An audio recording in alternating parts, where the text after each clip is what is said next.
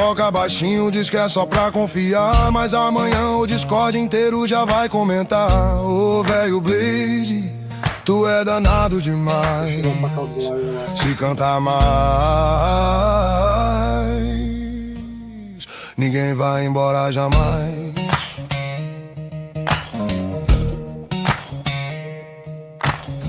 No pé da orelha ele fala baixinho: ô minha linda, vem jogar vavá comigo assim. Dizem que é velho, mas não perde o compasso, e quando elogia todo mundo fica um cagaço. Tem história pra todo, segredo nenhum. Se o Blade viu, amanhece mais de um. É amigo, é amante, é cupido sem dó. E se der moral cê vai embora pior. Ô Veio Blade, tu tem voz de ouro e coração safado. Dá em cima de tudo e ainda sai elogiado. Conta fofoca baixinho, diz que é só pra confiar, mas amanhã o Discord inteiro já vai comentar. Ô Veio Blade, tu é danado demais. Se cantar mais, ninguém vai embora jamais. Ô Veio Blade, é danado demais. Ô Veio Blade, tu é danado demais. Ô Veio Blade, tu é danado demais. Ô Veio Blade, rei da prosa e da paixão.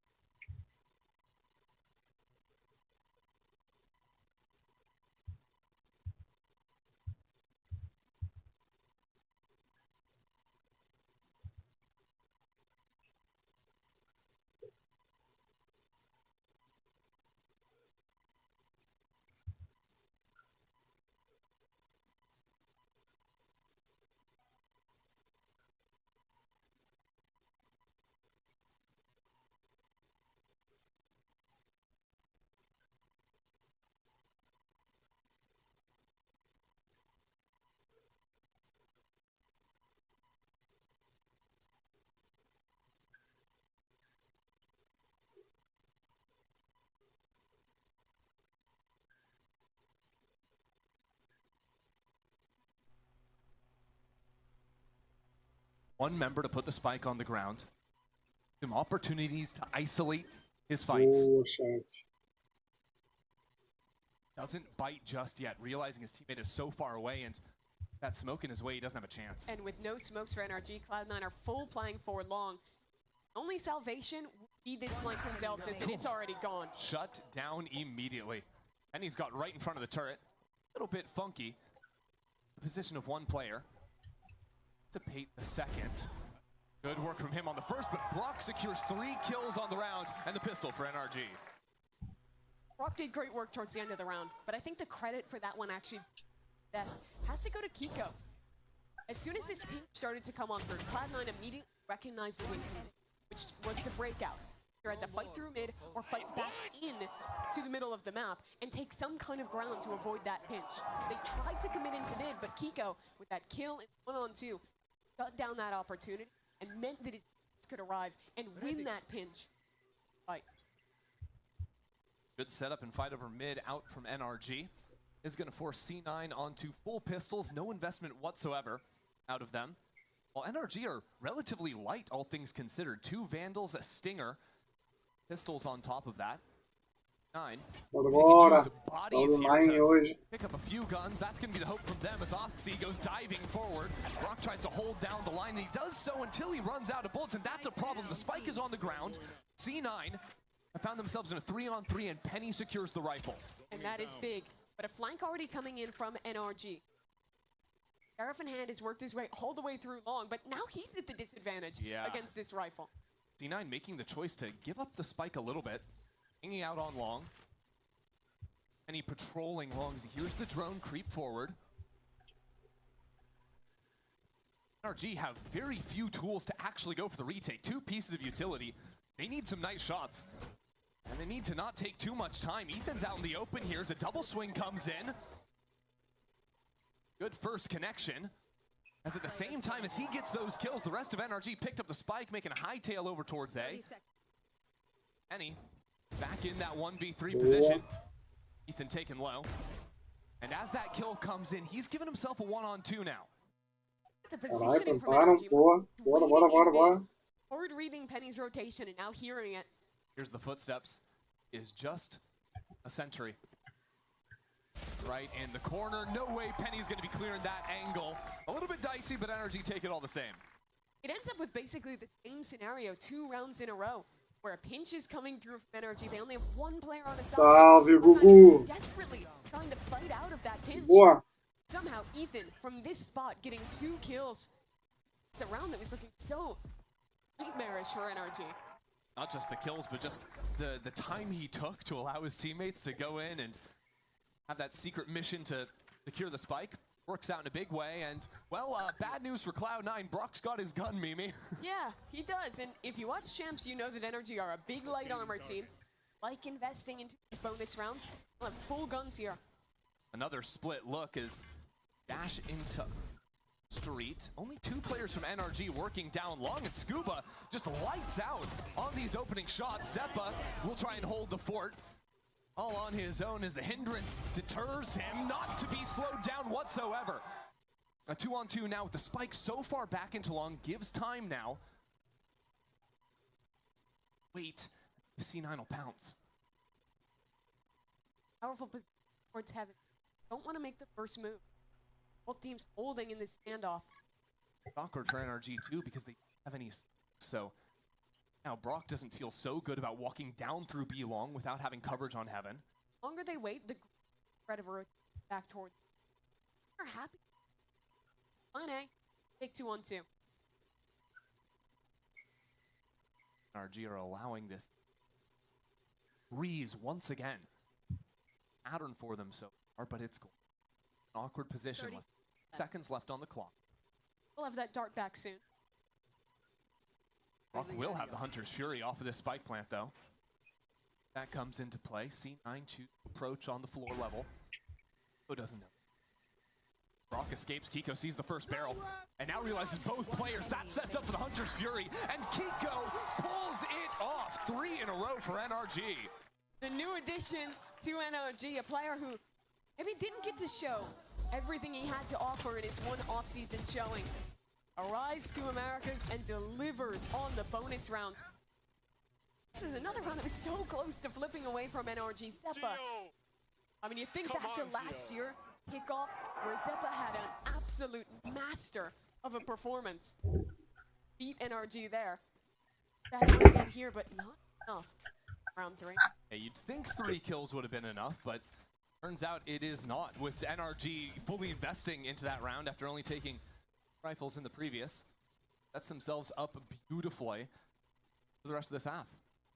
Really saw the attack side calling develop throughout 2 and champions for and is the leader of NRG. Something that's always characterized NRG.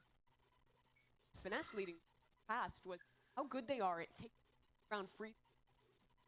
Knowing when to take that tactical pause, wait for your opponent. Nossa, aí tá toda na A, viado. Going through already on Pearl. And that also benefits them a lot when they find themselves in Nossa, anti-ecos a or C9 tem que fazer todo retake. numbers up situations. You'll very rarely see them tossing away those easy to win rounds. Finding a complete helps in this. Very likely C9 just go ahead and choose to die to the spike here, all things considered. Especially because C9 are some ults. Actually, you could make an argument for someone like Vic or Zeppa to go in there and try to just pick up an orb themselves. Be taking their time here. Figure out what exactly is going to happen. Vic and Zeppa will be leading the charge while the rest of the team is going to die to the spike. So perfect out of C9 there to get those ultimates in a completely unwinnable round. They've traded for getting Mod a bit closer to his, but an alright outcome for them. Now C9 have to look ahead. Their first rifle round, and something that I thought was really strong for them, they were playing against Loud, was a lot of their defensive-sided aggressive looks. A lot of ideas to leave a solo anchor in this chamber and push Oxy into extremities. This time it's not a complete hard hit where they're spamming at the beginning. They have a lot of great ideas for how to contact into space and have a bit of a deeper trap play setup than you might expect. Yeah, extra layers on top of all that. So C9 will be calling a timeout to discuss the opening to the round, to discuss those layers, as you're mentioning. I think one of the big factors heading into this next round is you highlighted Penny. Well, Penny saved up enough money for the operator, so very likely we do end up seeing him left on his own to his own devices. And those are the rounds where these kind of 4-1s or 1-1-3s are really good because that op is just stalwart at holding down alone. Part of that piece, though, beyond just the strategy, is getting Oxy activated. 0-3 right now. Esk was talking about how NRG in some ways lost their vibes guy, their energy in Stomp, having to fill that gap over at Cloud9, and Oxy's always been that guy. Obviously, you have Zelsis on the team now, I thought that's so where that you were helps going. out a bit further, but he had to be the man to lift them through, especially that run in the playoffs last year with his own energy. Yeah, they've got the energy, and according to Zeppa, they've also got the nepotism. So they have everything going for them. The two things you need. That's all you need in an esports org to succeed. We'll see if that ends up being true. Right now, it's not working out for them up against the champs. Here you see it. Little dash in from Mana. Oxy taking a little into his own hands there, and he spotted Ethan as well. Eventually traded as the rest of C9 were playing pretty far back, playing this without a duelist. Cloud9 back away, and then happy to hold on to 8 for now. Is both duelists down. That is going to favor the defending team. For sure. NRG no longer having that dive ability to get into a site. Your energy now, you want to start to think about how you can activate a lurk. Maybe get that Astra some space in mid, find a second avenue of approach to this site, not just having to send it through main without a dive character.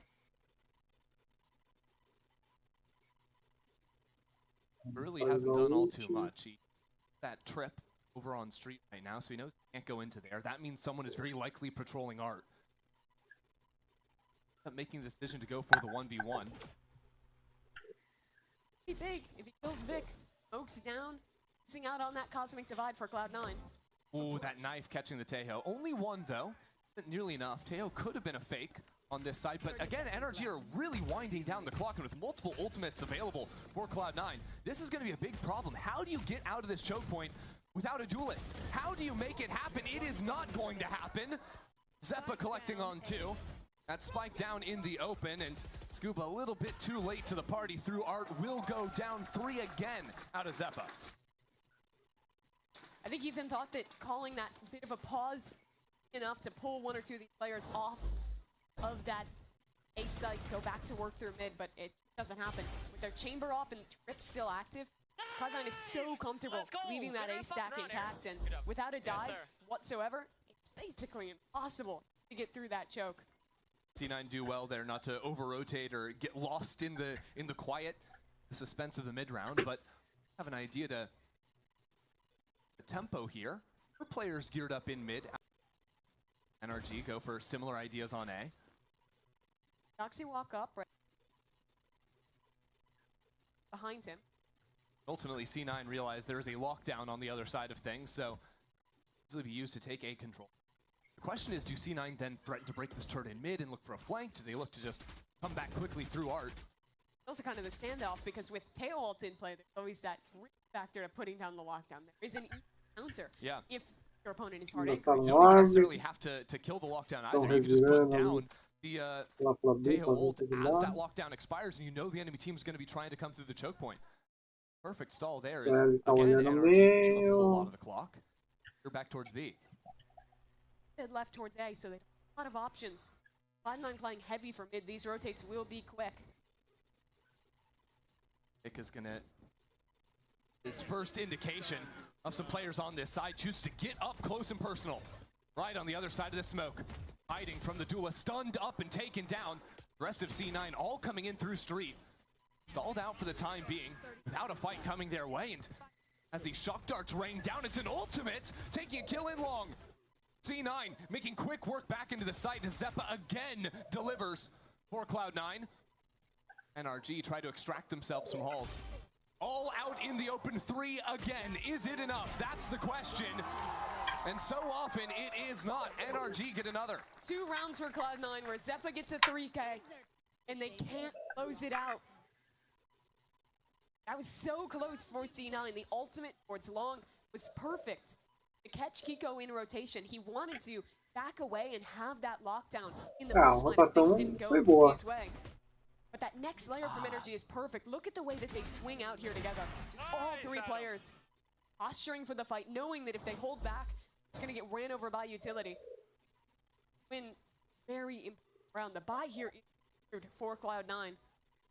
Kind of has been this way the whole game for C9. A little all over the place, a whole lot of saves so far. Penny does have the operator, has a very forward posting down on B long. So that's going to cause his two initiators to rotate back towards the A site if they get here quickly enough. But NRG are not going to waste their time at all. Oxy in the center of this site with the Bucky and shot in the back of the head. Mata takes a shot before sliding on back. That's an easy take from NRG. And again, the lockdown is available in the post line if they need it. This is a very good position for NRG to be in. C9 have got to move quick. Just throwing down this lockdown, the same time the divide cuts apart the site. Putting a lot of pressure in. C9 playing for this is a little bit surprising.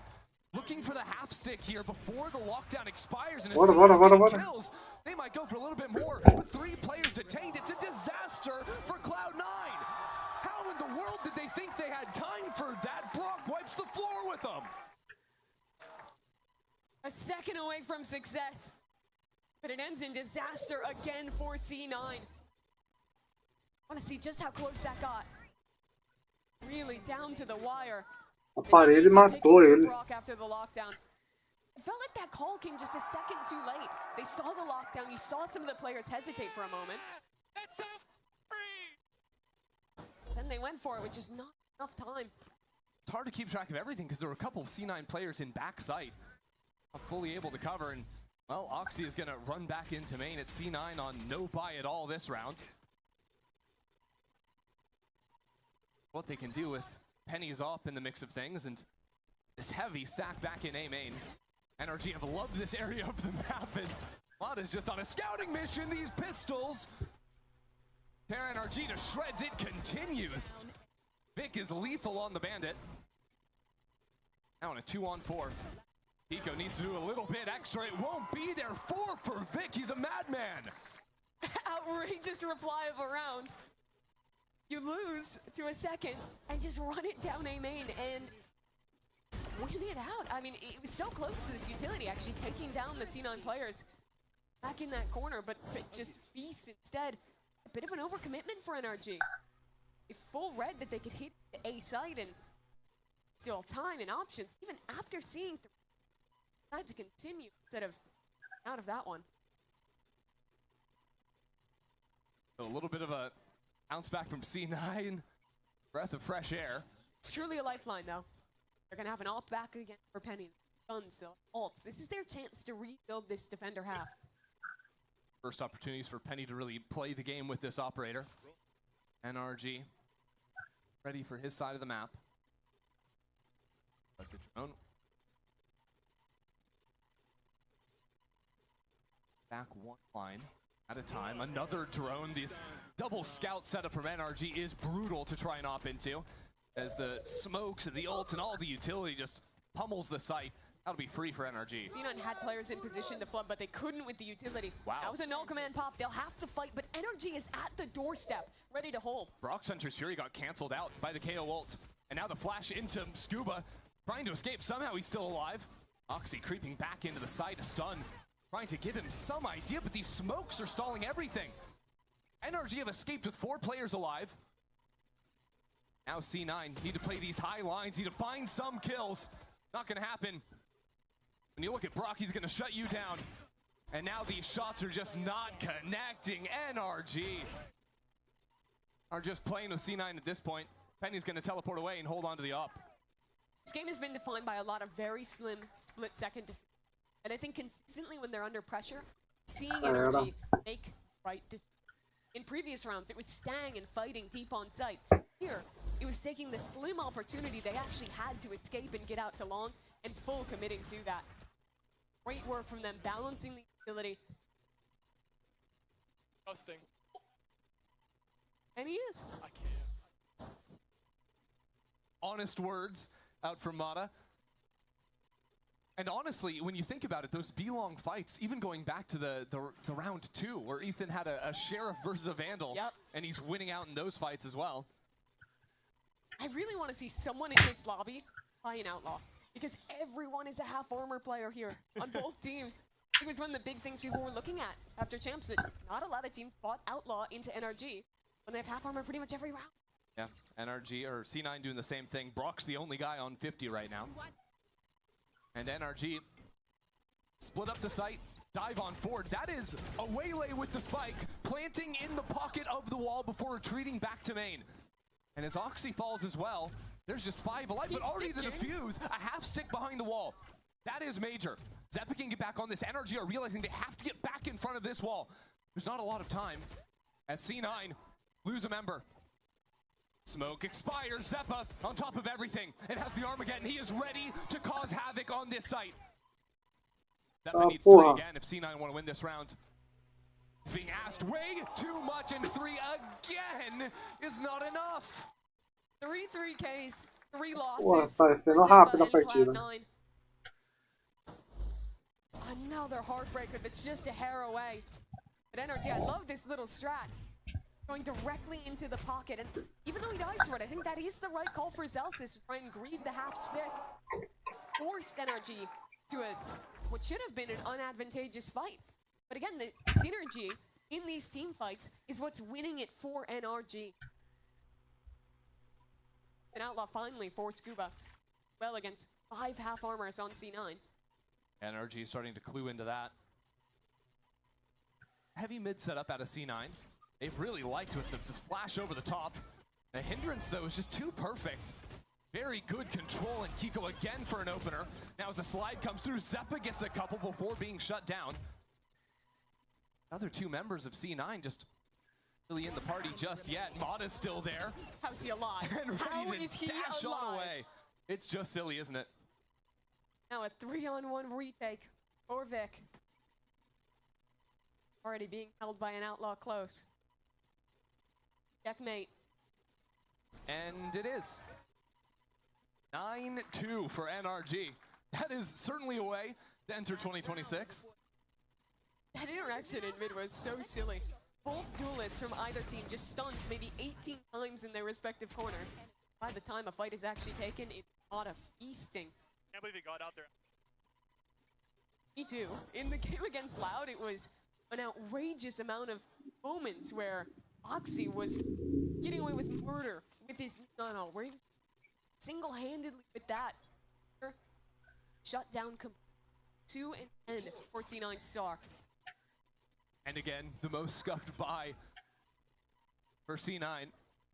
Spots a couple of players back in A main.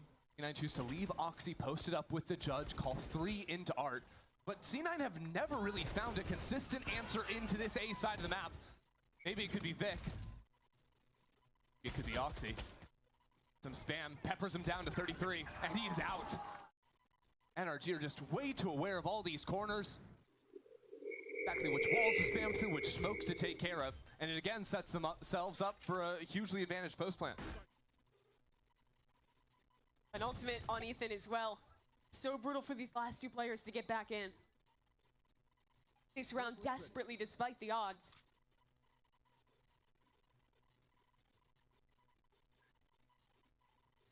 All the stall utility, and there's still more left in the tank. And time is ticking. That Armageddon waiting in the wings.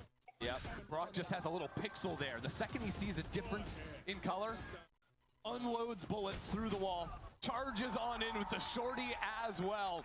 Beautiful play from Brock there, and 10 for NRG in the first. Yeah, 17-5 for your Champs MVP on his return to American soil.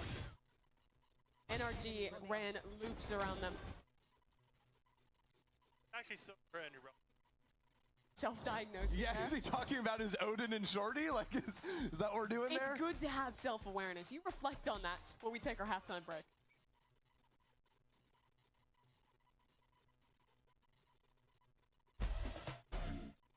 Can I help you, sir? Bill from the... And I'd like your deal on one of these fine. Not how it works. Not as cool as Verizon. Bring in your T-Mobile bill. Better deal today.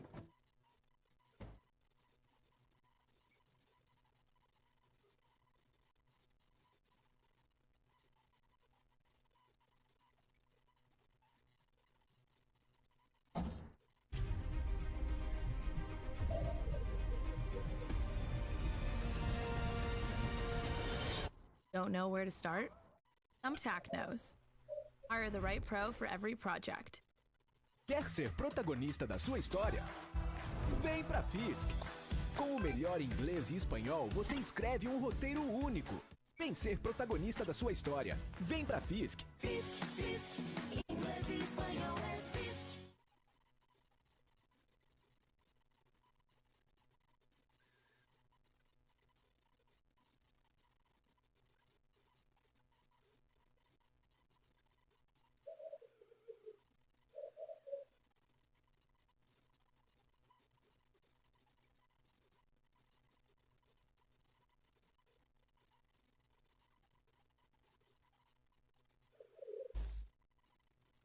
Well, it was a stunning start here in the first half for NRG. 10-2 at the half. Brock putting on an absolute masterclass. Again, picking up right where he left off, Mimi. Yeah, this looks like NRG have not skipped a fighting was that first half. The macro was very good, and when it wasn't, they were bailing themselves out of rounds regardless. C9 now, the brutal air map on Pearl, and a pistol round that they absolutely have to win. They want a chance at coming back. D9, I think the biggest thing on their minds is let's send some help to Zeppa. Man's been trying out there. I think 3 Ks? Something maybe like that. 5? At least 3, 4, I don't know. It's been ridiculous. Only resulting in 2 round wins for Cloud9. About him and NRG, we activate. Off this Start things. You have really good information. In A main, being nothing. ILO set up off of the turret, ready to play into art. And that comes after a litany of utility. Kiko getting the first time. Wrap it up. It's 2 more for Brock. C9 have gone nowhere. There was just so perfect.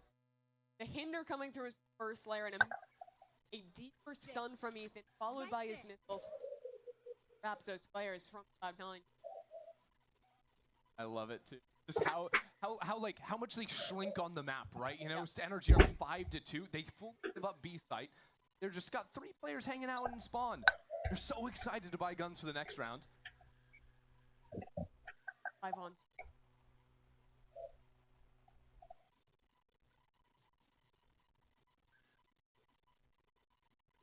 Letting C9 results of their action. Rise not.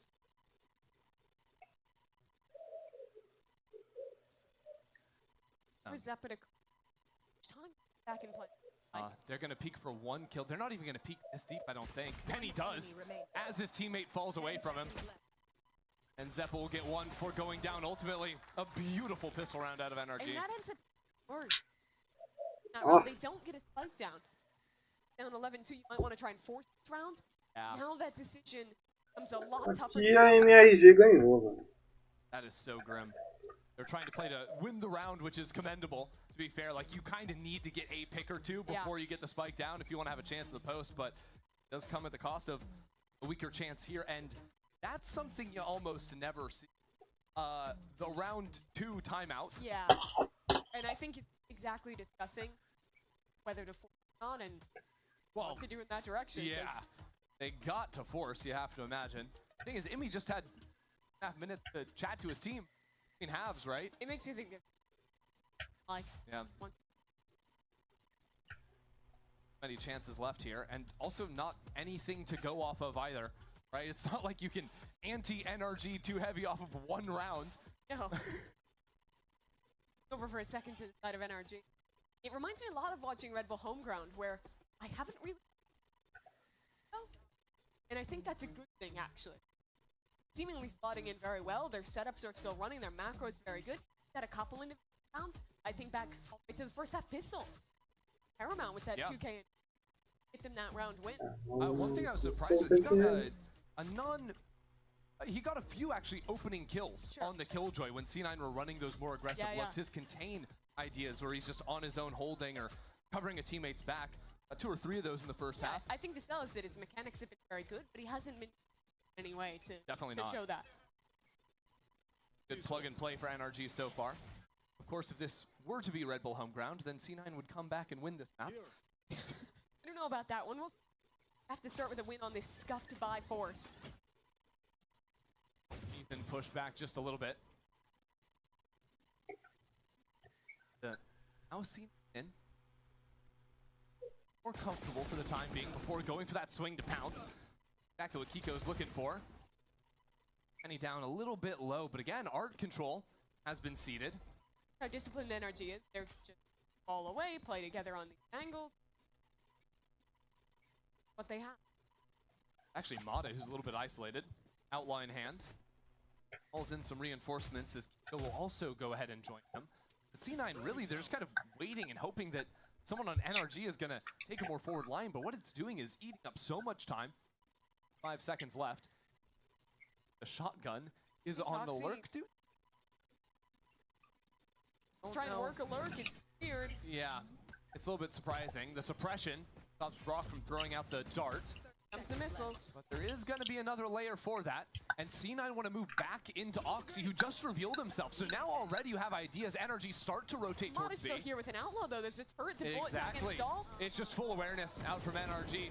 C9 tried to get a little bit creative. Tried to throw some kind of a loop into the mix, but it's not going to pay off for them whatsoever. That's a flawless round 2, and Mimi, only one player on NRG even took damage.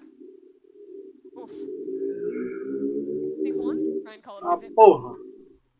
Adam was just there the entire time. He spotted Oxy early. Oxy was making his presence known.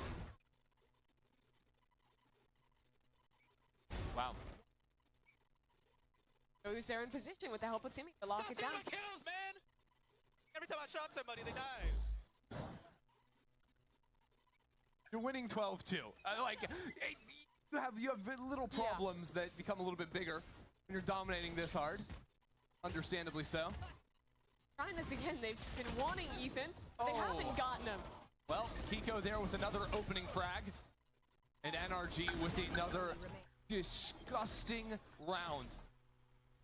Absolutely blowing up Cloud9. Zelsis gets 3. On. Don't hold on too tightly, but a light grip. What the doctor ordered here, and let go. 13-2 domination from the reigning champs. That was a brutal game. The foul.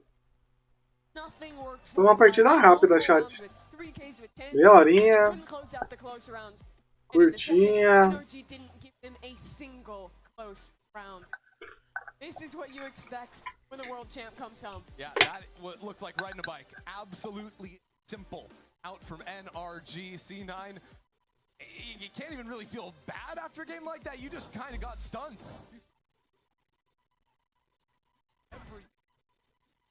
Lights out. Nossa, o C9 veio literalmente com um time pra competir. E aí tá. Ela literalmente jogou muito bem, só que errou muito mais do que jogou bem, mano.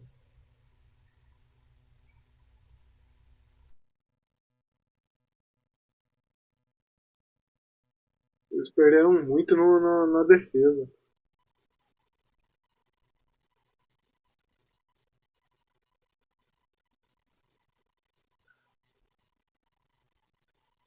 Time que é fechado, time que literalmente não vai avançar tão fácil. E eles literalmente, como aconteceu, de não invadirem.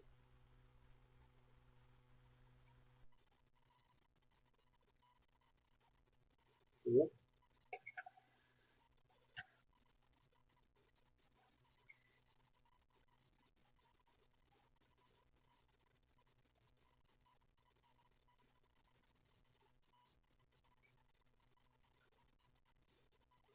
Vou que dá zonas.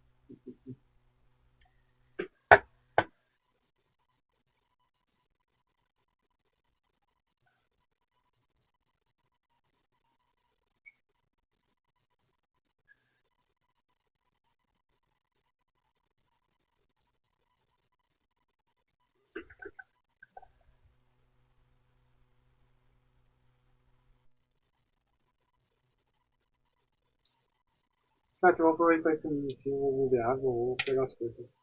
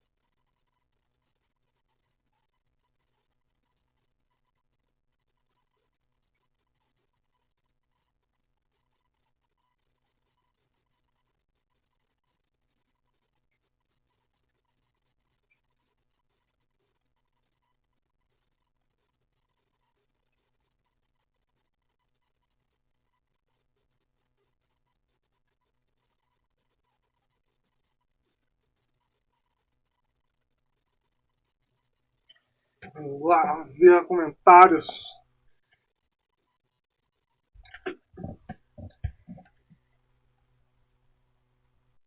Honestly, it was all about control. They were controlling the post plans. They were controlling the pace of the game. Myrna, this was. Controlou, né? It's impossible to get back into fights when you let a team get full control. But energy showed us how to. Parecia que o mapa era deles, né? The support, the together, and a lot of these trades were insane. And this round in particular was so hectic. They knew that KO was going to. The Astro had that lockdown from and every and alt counted and had intent. They had everything counterboard. The way that they cleared that utility, Astro stuck into Somali, kill missile, and then just throwing bodies at in those last like 10 to 15 seconds to kind of ensure that they get that bomb. Get that post plant. Actually, it's insane. Sorry, I could just cut you off. They had 100% post plant win rate, which is how often do you see that? No, that's crazy. But big shout out to Zephyr. 17 looked like he was actually a lot of those frags for Brock, obviously that MVP title. Like he brought that from champs and kept going. But he did phenomenal job too. NRG, they actually have that double initiative setup that they use a lot of that on their sides when they're going into that exit. And Brock best of got so many frags off of that. No, he got frags off of just that second kind of entry, that second kind of fragger. Like the utility was so amazing. Second fragging. No, literally, he was so good at getting those. And as you can see on the pit, getting those, it was just so clean. sheriff is just so good. Like, it's probably one of the most reliable sheriffs, I think, in the entirety of the league. Every time you see that guy with that gun in his hand, very, very rarely is he missing those shots. This play as well was just crazy. To have the wherewithal, yeah, he had the support there in the moment from his KJ, but to have the wherewithal to push the Astro wall like that, Athena, is insanity. It is gross. And he actually brought the Odin back. A lot of that mid art towards A had that Odin spamming. Overall, solid game. He didn't even at all when it came to 9. And Brock, his Silva util, everything that he's done, just pictures of that, getting a lot of those. Well, you don't.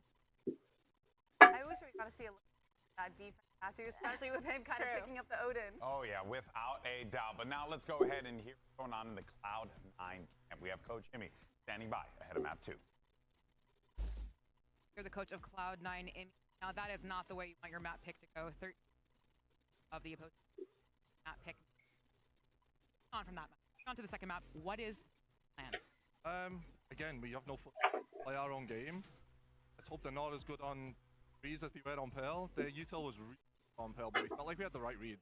If we knew where they were going, we just so hopefully we can start shooting our guns, not being spectators. Best of luck on map 2. A expectativa agora é que a Cloud9 vinha forte, vinha avançada, mas se fosse um mapa, porque ela não pode perder agora. Ela tomou uma lavada. This map has been mixed up and changed around, but I think it is interesting that NRG chose this one, right? This is a map that we haven't seen for a hot minute, but yet NRG's like, yeah, we'll go ahead and use it. First pick of kickoff. I mean, Breeze is still one of those maps where you can play post plant heavy, so I'm a little worried after what we saw on Pearl. Going into Breeze, I needs to have an answer at this time. Yeah, I feel like yesterday when we saw Breeze, we saw a lot of those, saw a lot of that, and obviously, Pearl game, saw NRG just abuse that on C9. They only countered it a couple times, adapted, but it just wasn't enough. And NRG, they have a lot of that game plan under their belt, and obviously this is their map pick. They have just such a look. I believe so, and it's not even just about the depth that they're. It's that it feels intense. Like they have everything accounted for, every angle, every gap. What gaps? There are no gaps. Yeah. So when I'm looking at Cloud9, the wing. Saw when they had that aggression, they kind of found opening. Stunt or stop. Yeah. What energy has. A diferença da outra partida para essa, literalmente é o que os caras estão falando. Literalmente, a Cloud9 na partida anterior, ela literalmente foi agressiva, ela tomou a mesma coisa que o NR. Porque eles foram agressivos e avançaram muito bem. Nessa partida eles não avançaram, ficaram fechados.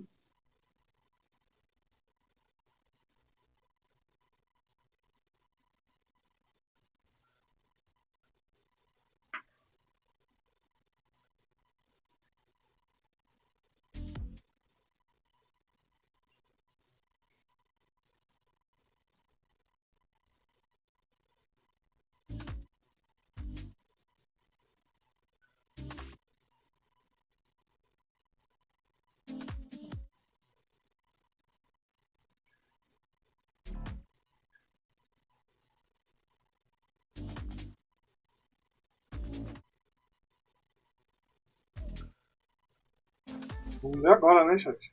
Well, I think everyone in the audience is going to be hoping, just like Emmy is, that NRG's Breeze is not as ridiculous as their Pearl just was. We want to see a competitive series. We're going to be jumping into Agent Select. That is a pretty crazy composition to lock, and you would never see Breach on the old Breeze. But it's interesting to think about how he might be good on the new one. A lot of angles and approaches to sites got narrowed down. You think of the changes towards A main, you look at B elbow, and maybe there are ideas where the Breach is a little bit more potent. You combine that with him just having gotten some buffs in the most recent patch to the width of the stun and the timing of the flash, and I'm just excited to see what they're cooking. You're excited to see that, okay? So even though NRG are playing what I kind of think is kind of the hotness right now, double duelist, double smokes on this map. I love the look NRG is bringing. They were looking strong in the last one. Is Breach out of left field enough to give C9 an edge? think they need something out of left field. I think they need to shoot back, like Jimmy said. I mean, they were just getting mech tipped in a lot of rounds in that last game. Like he was saying, where they did have. Eu acho que eles estão apostando muito mais no. Couldn't convert off of it. Those are the rounds that were the real heartbreakers. For NRG though, like you're saying, I love this comp. I think it is going to be. A Cloud9 está apostando muito mais por causa dos dois administradores. Double duelist and the double smokes is so potent in terms of the options you have for aggressive play. It is so suffocating to play against the double smokes. Super tentando ser agressivo. Or you're an attacker fighting into it. Tough. But Cloud9, they've got to find the solve if they want to stay in this upper bracket. Well, maybe lucky for C9 as they get to start on the attack side first. Didn't really get to play attack on the last map, and they're heading in exactly the right direction. Viper wall goes down. Nobody really here from NRG. Play full-on retake. Post funds are a lot easier now after the map changes, especially when your breach still has full util. A stun of flash can support well. Well, Mata just ran through mid and opened the door, threatening a quick flank. That's going to cause C9 to really worry about their back. As this fight forward comes in, stun comes down. 1 for 1 at the start, but C9 still have a great position on site as Penny locks it down for another. And now Kiko gets into the mix of it. NRG out of nowhere. Execute free for the pistol. You're already seeing on display one of the biggest differences when you're not playing the double smokes in these post plants. If you think to some of the earlier plays that we've seen, like yesterday here on Breeze in Americas, the double smokes post plants would constantly have a cycle of smokes in the middle of sight over for that left angle as well that you see Ethan swinging here. But with just the Viper, all NRG had to do was wait for it to drop and then fight in together. And so many of these C9 players just got caught in weird spots that weren't really complementary once that Viper wall was down. Yeah, you know, C9 had the idea to fight forward earlier on into the round off of the stun, but that was just good for a one-on-one. Got a whole lot more done in that second layer. So, again, tough start to this second map for C9. 0-3 on pistol rounds right now for them. We track as we go into the second half of this game. It's an interesting map for the Viper. On a lot of maps, you see Vipers almost always just throw down their Viper wall and attack at the start of the round. Because they only have the one smoke agent. C9 need to hold on to that one as Kiko.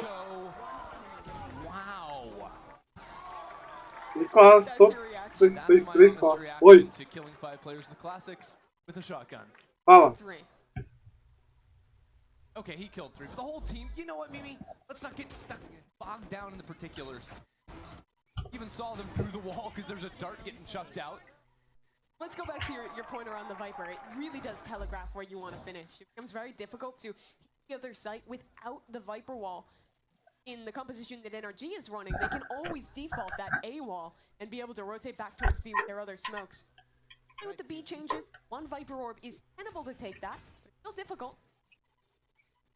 9. They've done the same thing. Fala, Manuela, se deseja. Securing the orb. Slow things down, leaving Vic over in mid patrolling. There's going to be a forward walk up.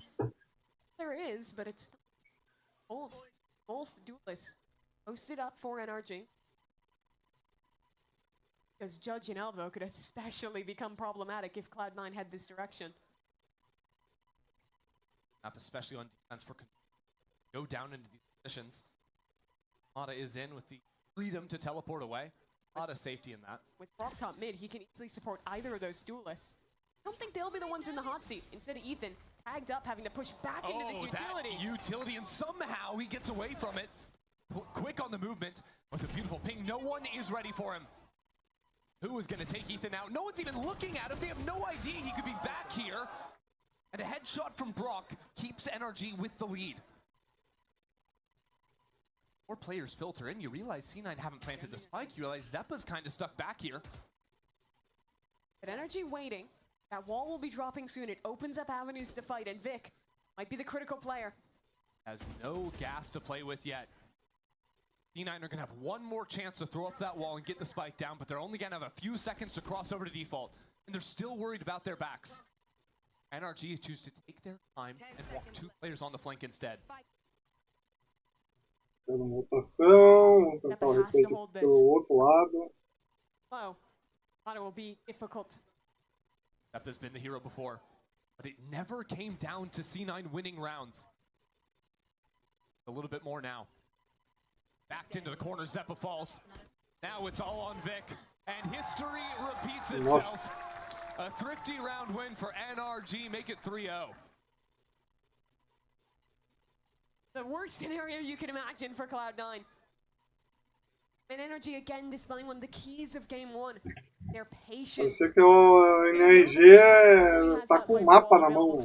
They get into this round 3, they just wait. But they got to that point because of the excellent work from Ethan. Yep. I want to talk about that smoke he used to anchor. Throwing up the one-way on the box front side on B. That makes it so difficult for anyone to swing around that right side. And if anyone's approaching left, you have to go so much deeper now to actually swing and deal with him. And despite the util pattern they used to try and clear him out, he was still there and still got two. Good movement from him to dodge away from the breach blast. Out from the snake bite too. So C9 give up on B for the time being. Bring their pistols onto the A side. Teleport back from Ethan. Auto leaves Ethan all alone. Still, these darts are a problem, causing C9 players to turn their heads. Not too much of a problem for Ethan, but Brock filters into the space. The second C9 still a little bit more comfortable. Patience from NRG. They gear up for the refight through that wall. Beautiful work out from Mata and Scuba and the rest of the gang. It's just formulaic at this point. Wait for Cloud9 to go for something aggressive with the breach. Hold back. Second the wall drops, you fight in together, and you out-trade them. 4-0 now. Not too shabby. Not too shabby for NRG. A lot of people might have predicted C9 before this game because they might have been looking at social media and seeing that Bonkar was saying he was subbing in for Scuba. Okay, question for you. Yeah? It was a 13-2 mount one, it's 4-0 right now. Could NRG have won with Bonkar? I think they win with Bonkar. I think so too. And you were one of the people who credited C9 with Bonkar. Look, I took him as an honest man. Bonkar was the star player of Bonk 2023 Tier 2 Northern Europe, okay? Wow. Don't doubt the guy. Clearly taking so much of that into his day-to-day. Nine could use a round. See what they can do. Here's They got a pretty free B side, but the issue's been these retakes and already 2 players flanking. Yeah, NRG ready for this one. Mata leading the charge. Using C9's own wall against them, but Zeppa was waiting for it. And that control is good enough for C9 to get this site. But Brock still somehow gets a pick on the other side. Go. Lights into the back. It's a little bit awkward for NRG, whose IGL is on the wrong side of the map, real far away from this, but somehow Penny has util in hand. Kiko catches him out. And now Kiko can wait. Is on the prowl. Kiko just needs more threat, more attention drawn towards himself. But will Ethan clear beneath him? Oh no, the Rolling Thunder, was that canceled out? No! NRG can't be doing that! Not only does he Ajax the ult and lose that for next round, but they lose the 2-on-2. Excellent watching a train wreck. É a segunda vez que ele perde já no X1, né? Disaster. Ele tava olhando queda e não pegou queda. Yeah, Mata can't believe it either. It just looks impossible. Is that a second timeout in 5 rounds? That's the first timeout. One? You're still thinking of the round 2 timeout. Both of these games have just felt like the same game because they're going so quick. No, it makes sense because 6 or 7 rounds ago, there was a Cloud9 timeout. If you go all the way back in time to Pearl, right? Oh boy. Well, now C9 have a whole slew of new problems. It's this quick retakes from NRG. It's pressure on the flanks when it's these B retakes as well. And it's also Kiko, who's sitting 9-1 on this Neon. You thought he was chill, you thought he was quiet, silent. Oh, he's slotting great last map on the Killjoy. Now he's taken over on the Neon. And on the other side, the duelists for C9 have not been able to activate. So much of their game plan has been around getting into these sites and going for proactive plays in the post flank. Also stunning up, Penny and Oxy swinging. But every time, NRG is so patient in the angles that they're holding, waiting for that aggression. And Penny and Oxy combined are 4-10 to start this match. Tough start for C9. And we talked about needing C9 to start shooting back in the interview between games. I think they might need to temper some of the post-plan aggression and go for more kind of trap plays as that wall is dropping, as energy is pushing, having the stun or the flash on standby to then swing in instead of trying to proactively hit something. Tough, but something to look at. Try and navigate this breach comp to a win. That's running up in mid from Oxy. He hits that shot. Precise gunplay, by the way. All right, but still these fights means Vic comes out on top. Scuba pinched now. One player threatens coming in on tunnel. There's 3 more back in main. What can he do? 1-2! There's still a chance now for Ethan in the clutch. Cloud9 is not allowed to lose this round. Oh no, and a Viper's Pit as well. Might create a little more chaos than C9 even want themselves. Hard for C9 to play together within that. An opportunity for Ethan.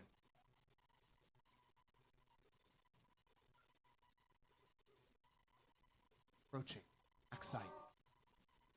Finds Zappa first. Stars onto the spike. What have you got? There it is, Ethan! No! Vic rips it away! That was maybe a centimeter from disaster. But this time, Cloud9 weathered the storm. You thought, right? Every single break is going NRG's way. Surely they have it, but finally C9 can stop this forward advance. Look how close he is here. Gets the crosshair down, but can't quite wrangle the spray in time. Let's go, Vic. A bit of life injected back for Cloud9. D9 like just going into mid quickly. Again, it's Oxy here, taking out a 5 HP. So low already. Left to work the map himself right now as the rest of his team has eyes around this pit in main. Looks to split back towards this A site.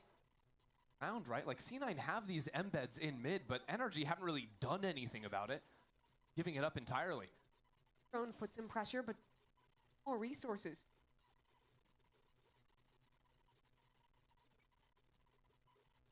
That orb constantly cycling. Yeah, that one way is really annoying to try and get through. Yeah, you either go into the one way or you go into Viper Spit. Splitting A is so difficult. Maybe now Cloud9 think about what they do. Feign somewhere. Can you pull players back? I like well, this. Now they're losing info. Yeah. The reclear from Mata. Scouting ult into mid. Only sees the one player. Less effective than Mata was hoping for. Will have to escape away. Didn't have a teleport. Fall back on either. So now a Hunter's Fury just pulverizes Oxy in main. A beautiful angle. The Brock is working. Main, but there's still Astra and Viper util here. Yeah, there's also a Neon on the way. There's a Hunter's Fury that C9 are trying to use to find a way into the site. But it's a mess. It is a mess. You've still got Penny lurking around in mid. C9 froze in the mid round and never found the correct answer. The whole round, they wanted to end that into an A split. Viper Orb cycling, though, dissuaded them. And the timing on that reclear from Mata was so good. Popping the ult back into mid. They didn't have any info tools left. And in realizing the rotation was coming, that's what primed the 2 anchors to ready on site. For Brock to rip that Hunter's Fury. Even as Oxy's dead, taking B. Such little time basically becomes impossible. Yeah, because then all the anchors, they don't have to look at tunnel anymore. You've got 3 players on B, just focused on main.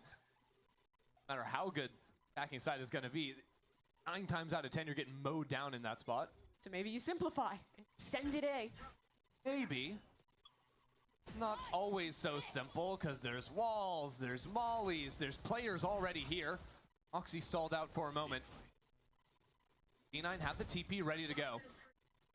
They won it. And taking their time. Now trying to look for something. Scuba untouched and unbeatable. 4 in the blink of an eye from Scuba. And Vic sent packing. No chance to play for. You know Scuba is hungry for it. You know the rest of NRG is trying to set him up for it. Brock jumping around. The human drone locked in. Scuba waits and taken down. The ace Ah, mas tá bom, away. fez 4K. Agora só NRG vai lá e. Can't just turn enchant ace for Vic now, guys. I Too mean, greedy. you could. Would it make any sense? No. Is there a chance to win this round with the spike out in the middle of A? Okay. They don't care. I don't think Vic cares, guys. O It's NRG really quer sad. como? He's lost touch. As pessoas querem que coma. He's just gonna save this round. Boy, that was brutal. Mas não vão The sair, drone só saw deixaram o. Scuba going into that corner initially. I think they thought he walked back out in the interim. No, he just stuck around. Baited that corner, picked the perfect timing to swing. It feels like there's been too many times NRG have gotten players in positions that C9 just think are clear. Like, you think Ethan backside B back at the start of this game. And the thing is, even despite that, that should have been maybe 2 kills on these initial ones. But the flash, all of just the little pieces, the timing, Tá the smoke positioning, dentro do everything Scuba went lá his na way. ponta lá, ele literalmente só pegou e fez kill. Mitch cheering it on Gotta love it. with the NRG jersey. Scuba, stoic as always. Watch, that's a next level. Well, C9 are going to call their second timeout of the half here. Got 4 more rounds to try and put something together. Yeah? I don't even have a good question to ask you because Okay. I don't want to put you in the position Já that era Amy is aqui a in right NRG He amassou, looks velho. position he's in. He looks stressed, now. No. angry. I wouldn't be surprised if he's already drawing up like the scrim plan for next week. You know, it's like, this is what we're Just working get ahead on some paperwork. This one's cooked, boys. Really We'll feels see. that way. I mean, the money is botched in this next round for C9. So Yes. if anything's going to happen, he's coming the rounds after this. But So when we looked at NRG, a team who just came off winning champs, the big things for them was that they mastered the Won waylay. champs. They mastered. That is one of them. that's but the biggest thing. Sorry. they were like the forefront team of the new meta, the changes to the game, of Corrode's introduction, and I think one of the keys for them heading into Stage 1 2026 was being great on Breeze. They're looking to prove that right now. Already up 7-1. Yeah, because everyone's going to be banning the Corrode. Just about everyone, you would imagine. And people might need to start considering their Pearl, their Breeze, every other map in the pool. Might need to consider better luck in the bracket. Yeah, that's a big one to consider.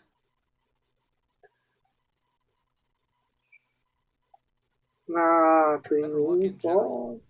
I haven't really found any of it so far this game.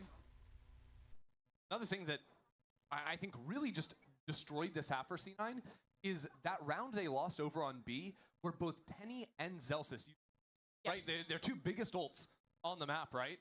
And because these rounds are so lopsided, right? Like C9 are getting so few kills consistently that those 2 players are still halfway across from getting those ults back online. Snowball just in full effect now.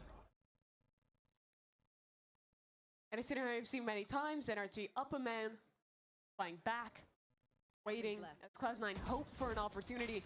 They just haven't gotten. That is unlucky, to say the least. Womp, womp. And Brock ready to deliver some more bad news to C9. Start comes in, it's Ethan once more, 4 for the IGL.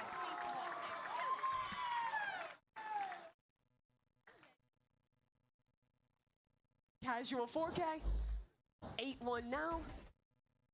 That's And back-to-back how he- 4Ks, I actually. mean, this first kill is just Really liked how he approached those angles there.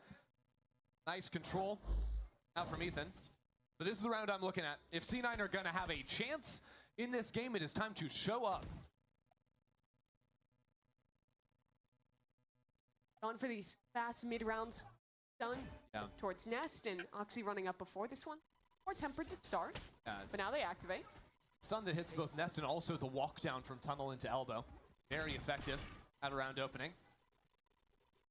Given C9 a lot, though they're so heavy in mid that breaking through a main is going to be tough, so it might be a forward mission, a little jump up now. from Oxy. Brock waiting for it. Takes him away. He's so thirsty for more frags. And look at this walk up. Ethan has just been on a promenade. Well, Sentinel gives some opportunities, and Ethan is certainly going to be a beneficiary of those. Tem uma Now, barreira run back ali. A main as Cloud9 rotate in. One of the best chances they've had. A 3-on-3. But this is kind of alone. Look at C9. They've got a player in mid. You've got Vic going on a mission back This to is enemy planted spawn. for backside. Penny to do something here, and he shoots the clone. Has to TP away. Back into double doors now. Does have the dimensional drift.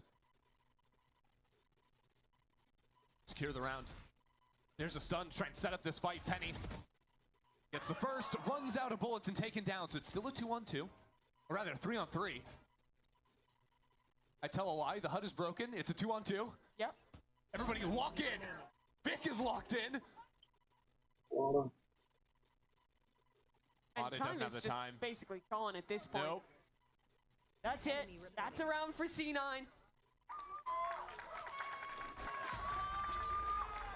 And Vic is looks like he's losing his mind there. Still some excitement in the C9 camp. And still not out of it. That was the round. I tasked them win that round. Yeah, and they did it. And they Give you a lifeline. punished a little bit of energy. They've been so disciplined today, playing in spawn when they're up numbers. Got a little greedy, I think. The swing out from Brock after getting the shorty kill. Eco hard committing to the fight top mid. So a door has been opened. How far in can they get with that? What I'm interested in now is Kiko going for the operator. Again, poking down into mid, getting in front of the stun. A lot of just full sprints through that one. C9 have ideas to split into this B site. Penny cutting back down into mid, trying to get some scouting, but does not actually spot Mata. This flank timing could be so good. And this is awkward too. Pulling out of the dimensional drift. Brock again locks it down with the push through mid as well. C9 have been And routed. Chrissy, that's Vic dead. They have no smokes, and they're still not out of main. Teleport being set up. NRG are gonna have 3 bodies here. They've still got the operator as well. No smokes, no dive. How the hell do you get past it off? Well, maybe it starts missing. That ball also tucked into the corner. But C9 need more shots to connect. Need some more help, but it's not gonna be there. Just after C9 went around, it is just shut out immediately. That was quick. Big credit to Mata. That fast timing on the flank was excellent. Hard reading that with a dimensional drift in play, it's likely to be a harder execute from Cloud9. Taking that chance to immediately push through. And not only get a pick, but kill the smokes. Dialed on Penny, bro. Stop. It's true. Back-to-back rounds. Dominates Nest. So 1 round left in the half for Cloud9. Try and string something together. And NRG set up for an flank towards A main. Crossfire, bait from the Neon. There's a Rolling Thunder, but they're in front of it. NRG are actually in front of the Rolling Thunder right now. What Zelsis was looking for. First kill goes to Mata.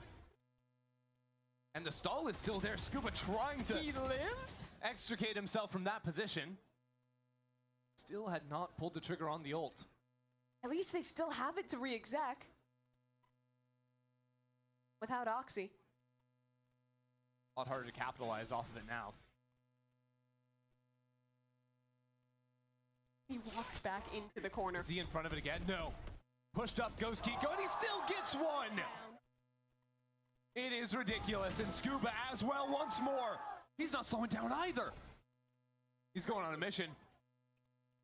Full pressure on C9, nowhere to run, nowhere to hide. NRG will take another 10-2 half. I'm disgusted by what's happening. It's ridiculous. They're just laughing it off. It's that chill, it's that easy. There was like 4 players in that corner at some point this round. And I think every one of them got at least a kill. Brutal stuff. 10-2. Cloud9 scamper into the second half after this.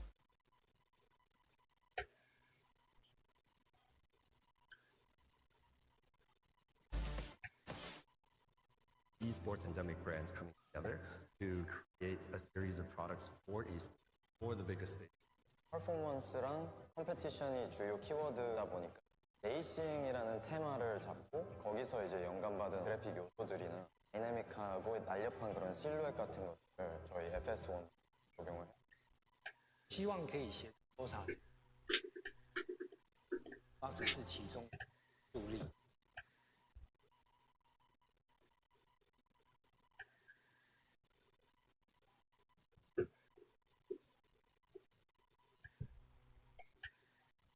Opa, boa noite. Como é que você tá, meu lindo?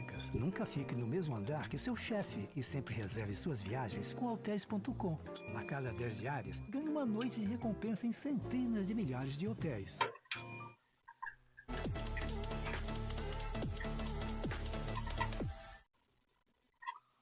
Vou muito bem, vou muito bem. Que bom, que bom.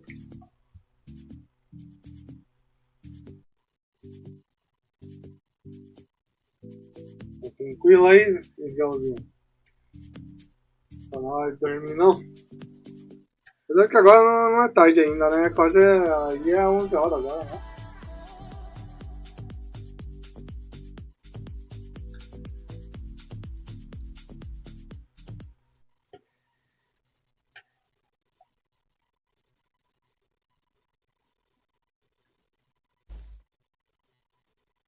Things look eerily similar back to how they went down on Pearl for NRG, leading at 10-2 on the half. And for me, I think the best thing to see for this NRG team, coming off that champs win, coming off of losing Dom, Eco filling into those shoes, and now sitting 15-5 on the Neon, he's looked great, and on the Killjoy on the last map, he was stellar too. Yeah, I think part of the promise of Kiko coming over was that he could slot in. Eu imaginava que fosse mais ou menos esse horário, Not né? looking very secondary in this map.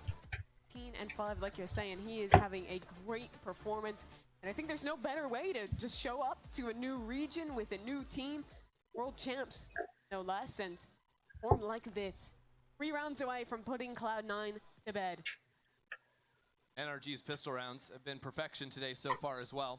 Currently heading into vacant territory. NRG looking to set up shop here very comfortably in the post. And unlike the solo controller comp that C9's running, NRG will constantly have smokes to recycle in this post. Yeah, which allow you to do more forward fights as well. Smokes and a deep push as well. Check this out. All the way underneath bridge is Mata pushing back into spawn, shut out by Vic. This forward fight going horribly wrong as Vic lights up the kill feed. NRG were getting a little bit funky. But Vic for 4 will win C9's first pistol. The bright spot for Cloud9 map 1 was Zeppa. Maybe map 2, it could be Vic. A couple rounds with multi-kills in the first half. It's a 4K here to start. Punishing this aggression. Real nice mechanics. Let's go, Vic! Vic, take us home! And you know Celsius is gonna fuel the coals off of winning that round. What I want to know is what he means by take us home. Is that like win this map and then win the next one so we go home and we win, or stop killing them so we can go home? I'm gonna guess the prior, but okay. I suppose it's up to interpretation. That's the one that takes the longest. That's the longest road forward for Cloud9. Need 10 more rounds in this map to have a shot. Good math. Quick on the draw. C9 have an idea to fight all the way into mid. Yeah. Where Zelsis is trying to go for the stun, just reactive right now. You basically just want to give up either of these sites and then very quickly rotate through mid. Yeah, you saw walls fight it out. sometimes like this on the old map. I didn't really expect people to do it as much after the changes, but here we are with a little forward fight. Oxy as well, through the box, not shying away from that fight. 3 for him and C9, string 2 in a row. It's just eco frags, but I think he needed that. 2 kills map 1. It was a brutal start here on map 2 as well. Hein? Caralho. Getting 4 Pegou o kills map corredor. Pegou os 4. Couple added on to the tally here. Nice. Let's go! Round! I got the shot. Oh my god. And if nothing else, even if they're getting stomped, you give Cloud9 a round and they'll give you some energy back. Love to see the boys up there having fun. See how long the fun lasts, though. Yeah, this is the testing round. Can they get a bonus themselves? She's won 2 of them today. Probably need to make an honest go of thing. So far, NRG are waiting to see where that forward play is going to be, but I like how C9 have set up in mid again. Very nice off angles, complementary angles, and holding onto that breach stun, ready the second a player sees with body. Feigns the door. Rotate back towards A. This kind of heavy mid-fighting Cloud9 is doing. They'll always be playing for the retake. Pump is suited for it. Double duelists in the breach. In a lot of ways, this becomes a repeat of the pistol round. Their energy forward fought got cut down completely. How do they approach it this time? To be somewhat more reserved. Still a fight. The left side as Mata tucks himself right against these double doors. Like he wants to be the one taking the forward fights. I like it. Not often you see it as another smoke goes down, giving him a pocket to work into. Oxy reads him like a book and gets the first kill in this round. Still another duelist lodged in backside. Pico, peppered by utility, tucks himself in, dodges the flash, but taken out once more. C9 have the pieces to make a real go at this round, and they're going to continue to come up heads on him. As the smoke goes down, Oxy for 4. C9 are in this game. The bonus they needed. Oxy did so much that round. Through the edge of the smoke, catches just a glimpse of Mata as he was fighting up. Takes that kill. Joins in with his teammates to full clear back sight, and then has the awareness to be ready for Ethan's reflank. If Ethan lives there, not only does he have a pull, the game. We're good. I want you. but he also has a second layer of pressure to win that post. Eles estão tentando se animar para buscar, né? Buscar. Yeah, I think so. I mean, why would they have timed out map 1 or the first half? To ice C9, I don't know. Yeah. For fun. Ice them after. So Bonkar can sub himself in. Yeah. Like, give me a chance, guys. My time to shine. This time in this time out, chat with the team. I would guess this is going to be about the approach to some of these post plants. You're looking to change up how they're doing things over towards A. That's how they've lost 2 rounds that they really had a chance in. Yeah, I mean, first half. I think there's also an element of realizing there's nobody been on A. And C9, there's no way they're playing 5 players on A. We need to probably get some idea of how they're holding on to this mid space. And they have seen some of the mid fighting, but I don't think they've yet realized how heavy it is. Yeah, honestly, on a round like this, NRG are heading in. It's going to be an eco for them. Sometimes like to see teams on the eco just go on more fact-finding missions, try to figure out what that default look is going to be in mid. Get a better understanding of how to break that heading into future rounds, because right now they don't really have much to work off of, all things considered, as they just keep running it into A over and over again. For counterpoint, you know A is completely clear. You're going to be able to get a plant. Let's flip the round and see if we can win a post. That's the play if you want to try and win the round. But odds don't look so good. It's a of all things in Kiko's hands. Use that neon a bit. Recycling smokes, a bucket can get scary on a retake. Taking advantage of the fact that they're not expecting to run into too much resistance on this side. They'll teleport away, hearing those footsteps go forward. And again, NRG overwhelm the side. Again, they get forward. Thanks largely to that smoke on your screen. Allows so much space to be taken. And now the slide forward for the drone. 1 for 1 at the start. But still, it's 3 classics in NRG's inventory. Hard to make it go at much more of this. Oxy is running circles around 360 on that one. NRG will be cut down 1 by 1, and even after a brief pause, the rest of NRG will fall. C9 within by 4. The approach on these retakes is looking good from Cloud9. Playing very patient. Having all sorts of tools to break out. Neon ult is just the best thing to easily win an anti-eco. When your opponents have sheriffs, it is so hard to hit a guy like Oxy before he's going to be able to get that laser on your head. Okay, cap down to 4. And now we get to see what NRG learned. They're on a rifle round now. Are they just going to run it back?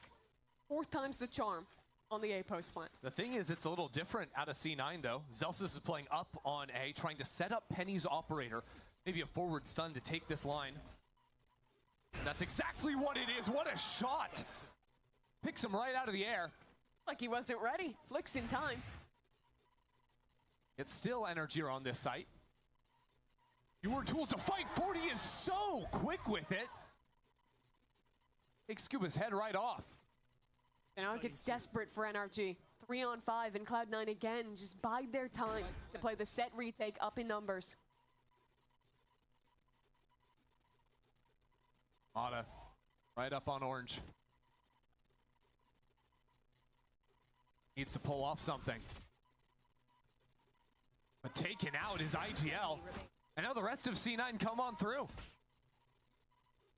What a beautiful round. Penny's operator looking untouchable. This game has gone from, what, a 10-2 to now feeling like we've just repeated the same round 4 times in a row. And suddenly Cloud9 is within touching distance. Wow. Credit to Penny here. These shots were just lovely. They're all flicky, they're all quick, and they're all perfectly accurate. Just such a flexible player he is. Whether it's playing the Viper, switching onto the Duelist, rifling, opping. Really shown it all throughout his tenure. So few opportunities his early days on V1 to actually show what he's got on a tier 1 team. So NRG back to the well. A main again.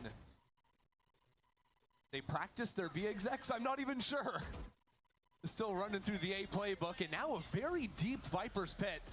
Not every day you see something like this. Vic, though, just mowed down, because where else could he be playing? Too simple for Mata to figure that one out. Now the Cosmic Divide giving so much more space to NRG. A wrinkle of this round is the late flank. Scuba waiting in mid. Hearing Oxy's footsteps. Yeah. Scuba waiting for it. Scuba on the right side of the wall heard that door open, but didn't know maybe could be another player moving in. Holding. Ethan down, but there's another backup layer. Brock shuts it down. Now Penny. Scuba, he's been on his world tour, finally coming back into play. It's not planted for him, though. Zeppa has an opportunity here. You can win this fight on this side of the wall. Not going to happen. Does NRG get another? No time. And the clock is working against them. Zeppa will play for an exit. We'll get his and run on out of there. But NRG have finally stopped the drought. Maybe they gotta change the definition of stupidity. Because NRG on yet another hard A hit make it work. This time though, it's the definition of insanity, Mimi, doing the same thing over and over again. Well, maybe I'm the definition of stupidity. I don't know. Might be. The wrinkle though is having that reflank in the lurk. Cloud9 thought with the Cosmic Divide up, they could make noise for Oxy pushing through and still be unknown on that flank. But with a lurker there to cut a player down, that retake's so much more difficult without that initiator utility. Set him up in his insurance at the end of the round. Once more into the fray. This time, though, Mata using a dimensional drift through mid. That's going to mean that Zelsis can't take out any utilities. Too cautious, Ethan. Following that, Yoru. That's beautifully pinching back into the operator. A really nice call of a round out of Ethan. Hunter Shree on top of it as well. Eco playing off of that too. I mean, every single piece of the puzzle is coming together now for NRG. The late lurks as well, finally clipped away at. How does C9 work back in here? There's so much threat of a flank as the door opens. A Viper's Pit too. Penny trying to scout out for his team. If anyone's gonna make it happen, Tim on the recon mission, but now as he pulls away and more utility comes down as Vic falls and the rest of the team too. NRG advanced to map point. So NRG, they heard about the cool new game mode, all random one site. Didn't have a chance to play it, so thought maybe we run it in an official. Just go A every time, It's actually see what happens. Yeah, the B side of the map is blocked off from them. Physically can't go there, it seems. Spectator client just doesn't show it, but. What's crazy is the more C9 started playing to hold this A site, the worse it's been going for them. Yes. When it was just the 5-on-5 retakes, everything was dandy. They had five round wins in a row.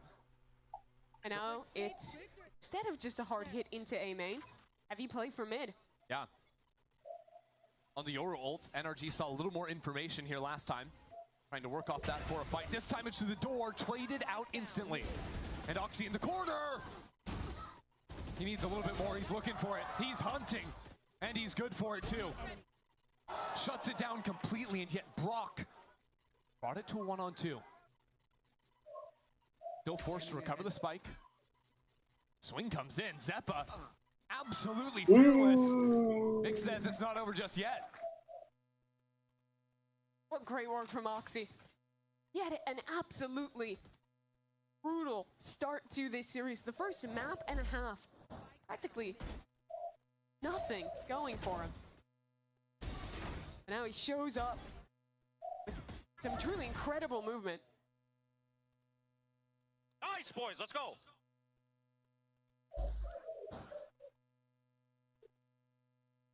What is this Viper wall? C9 reinventing the wheel, not in exactly the wrong round because NRG got the role of the B site in all random one site. Penny here, and Zeppa covering his back. A little bit awkward, just sending Kiko into his death, NRG? The idea seems unclear to me at present moment, as Oxy just sprinting through a main are running NRG down. What is this round? Brock's gonna try and do something heroic again, but of course, not even he could win a 1v5. Can we just watch that all back again? Yeah, please. So it starts with just the Neon being sent into B, pretty much alone. Zeppa catches him, and then Oxy, while that's going on, pushes through the flank, kills the mid lurker, and from there it just crumbles. Aqui, enfim, a Cloud9 começou a ser mais agressiva. Tava faltando isso. Plan that NRG was running. NRG, of course, now. This is getting close. Yeah, and NRG are choosing to save here. Yeah, that buy is good.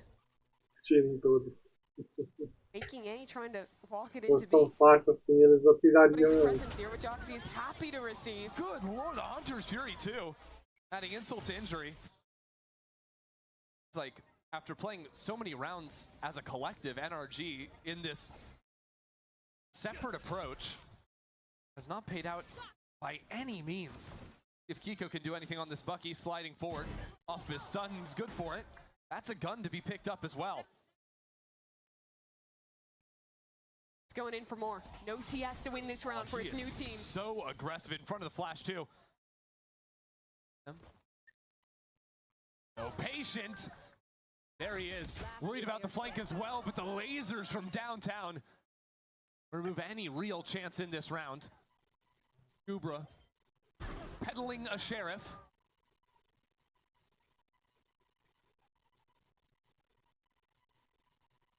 Too concerned about the spike. Scuba has time on his side. Has plenty of time to make it. Nossa! Delivers a fatal blow to Cuba levou o time agora. And that's it. A brutal 2-0 victory against this Cloud9 squad. The world champs return with a vengeance. And the way that they finish this. Love a little eco win at the very bitter end out of Scuba and the rest of NRG.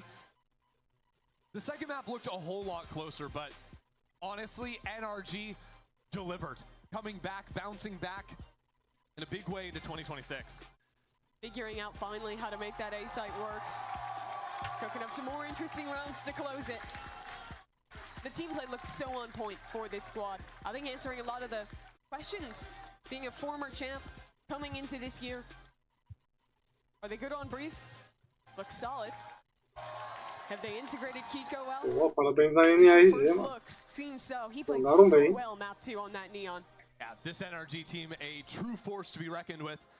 With a new man in the squad, NRG have looked very good. Packed arena as well, providing support to the NRG boys up there on the stage, starting their year off in the right way. And I mean, the beginning of this map in particular, you think about this round from Scuba just playing in the pocket. Few highlight moments himself too. Scuba had quite a few of them throughout this series. I think pretty much everyone on NRG got that chance to be the hero. For Cloud9 now, they head down to the middle bracket. Not necessarily an enviable position, but sometimes you get the draw of the champions. Good news for them in the middle bracket. They probably don't have to play NRG for a while. Yeah. So in one way, they got the nasty game out of the way early on. Worry about some other opponents before potential rematch down the line. This is the way it closed out. Scuba just playing that clutch to perfection. 2-0 for the reigning champs in NRG. And a great showing to kick the year off. It really was, and I like a lot of the comps they showed. I think that this approach that they ran on Breeze is going to be pretty popular. The double smokes, double duelists, not only is it good in theory, but I think in practice, in terms of their roles, it just makes so much sense. Those two smoke players have so much freedom, and then Kiko alongside Mata went absolutely crazy. But we want to hear more from him. The new member of NRG, he's standing by with Liz for your Verizon post-match interview. Thank you so much, Mimi and Ender. Can we give Kiko a wonderful VCT Americas welcome for an incredible performance? I don't think I need to say, but welcome to VCT Americas, and damn, what a way to do it, Kiko. I mean, that first map, 13 map pick away from them. I talked to Bonkar. He said, I think we're just having a good game. We're going in confident. We're going in with vibes. What is your read on that? How did you think you did? How was Pearl able to go your way? I think that with the boys at the NRG, when we got into the official, it was like different vibe, and I think their experience winning champs and everything like that. It was super cool. We were super confident with everything we did, so it was super fun. Would you say it's a different vibe from scrims still being on stage? Yeah. In what way? I think just the experience and the comms were super calm, and situations we played it perfectly.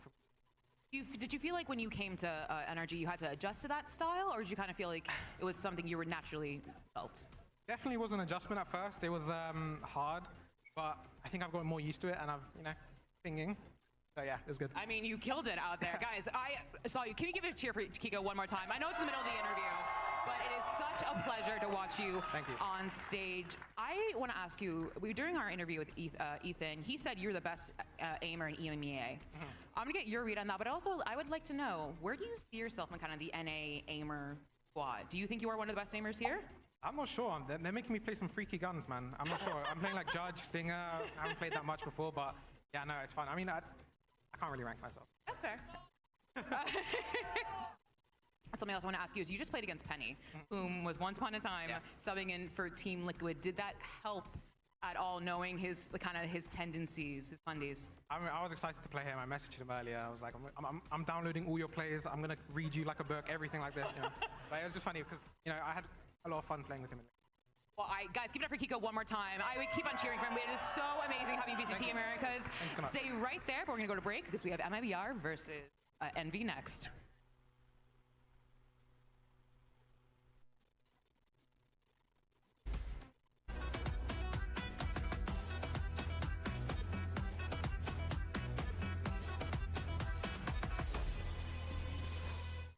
The human body was built to move.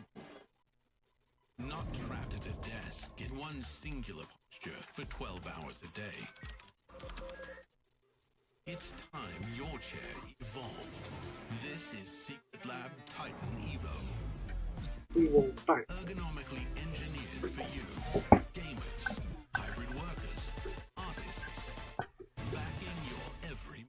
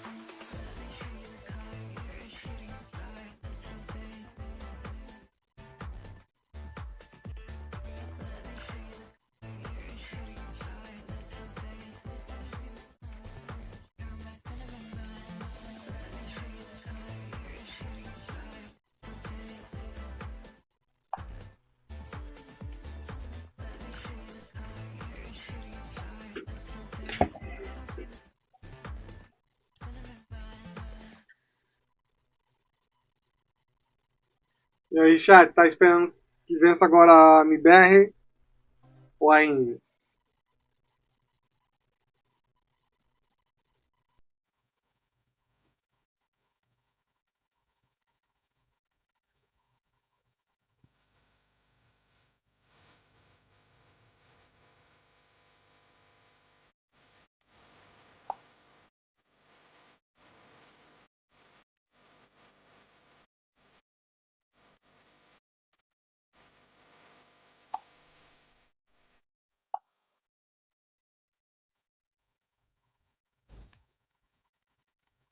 are fully bundled up on site, and that is massive, and tear them apart. Challengers to Ascension to Americas will under the. Yeah, I'm familiar with Envy. They have Exter, plays Yoru, and only Yoru. So that's going to be fun to play against. He can fight you at any time, no smokes available. Exter's right in front of it! Exter for 4! They have a very unique and aggressive playstyle that I think will be very fun to play against on LAN. I mean, obviously, if people say MIBR, I would pick MIBR, you know what I mean? I know you have heavy hitters, but for us, we have Kesney, we have Egg. Obviously, I believe that we can win. Find out and see, right? Just like the EG game. We'll find out and see.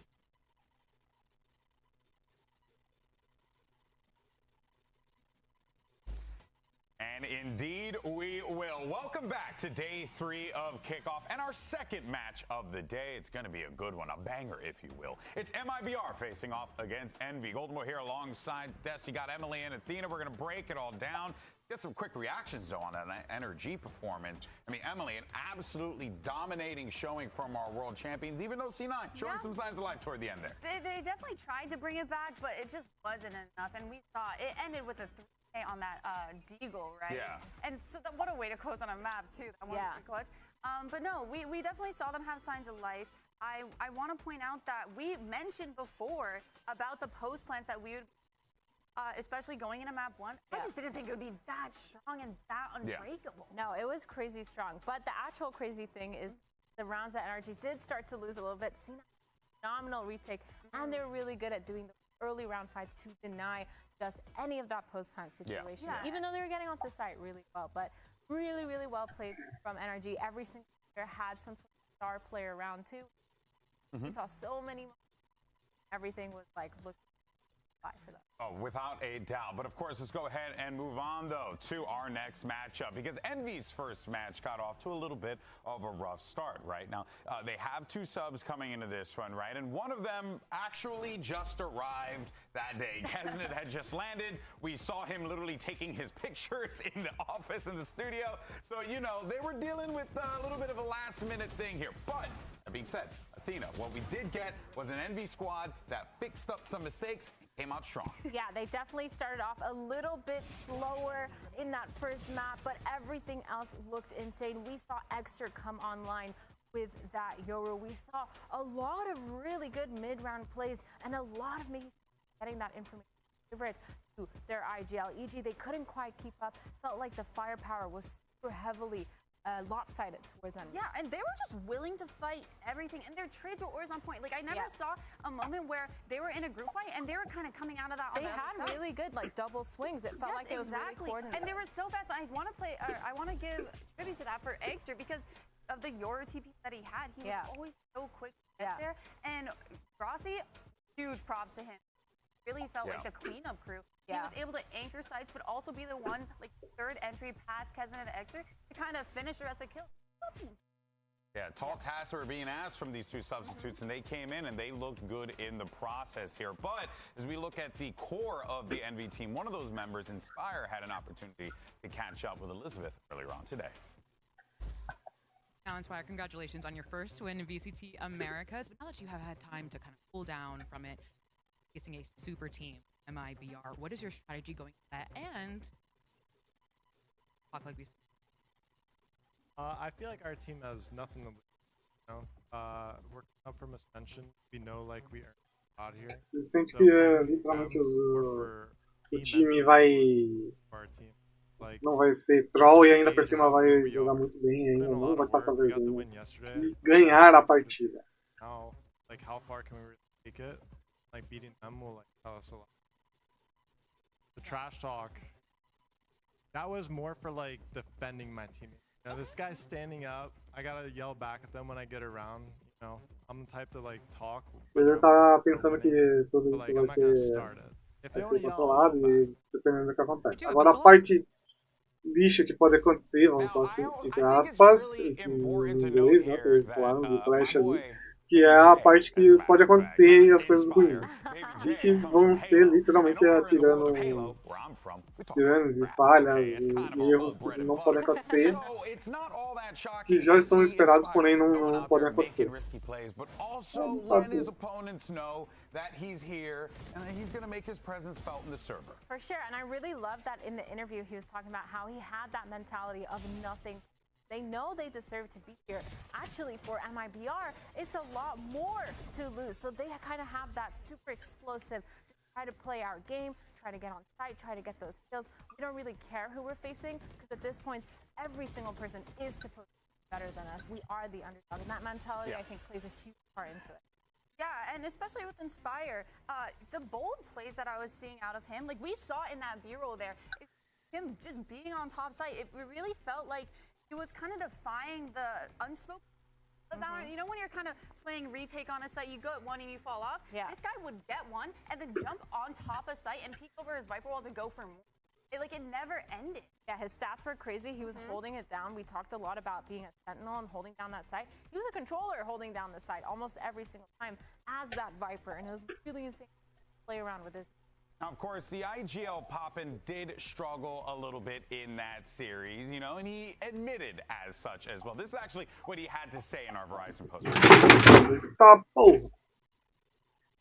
I mean, for me, there's no doubt in my mind we will be the best team if I show up. Like, we're in a 4v5 beating EG. I mean, hold up, wait a minute. We're playing quite well. I mean, all my teammates are the best in their role, just absolutely dominating. And if we can keep this version of Envy and maybe me a little bit more, we're going to beat any team. Falou de Aquino, daí provou que, né, o time tava bom, mas agora tem que provar de novo. They're being sent straight to the final boss because this next match is going to be against Aspas and his newly formed team of Titans, MIBR. Emily, this squad looks scary. Zekin and Aspas on the same team. Yeah, I mean, even having the original, I think it was the Lev trio of Tex, Mizuno, and Aspas, like this whole squad has chemistry already, and I think that on top of the raw firepower that they have going into it, it's insane. And the only question for that, we have two duelist players, we have two innies, and we have one sentinel.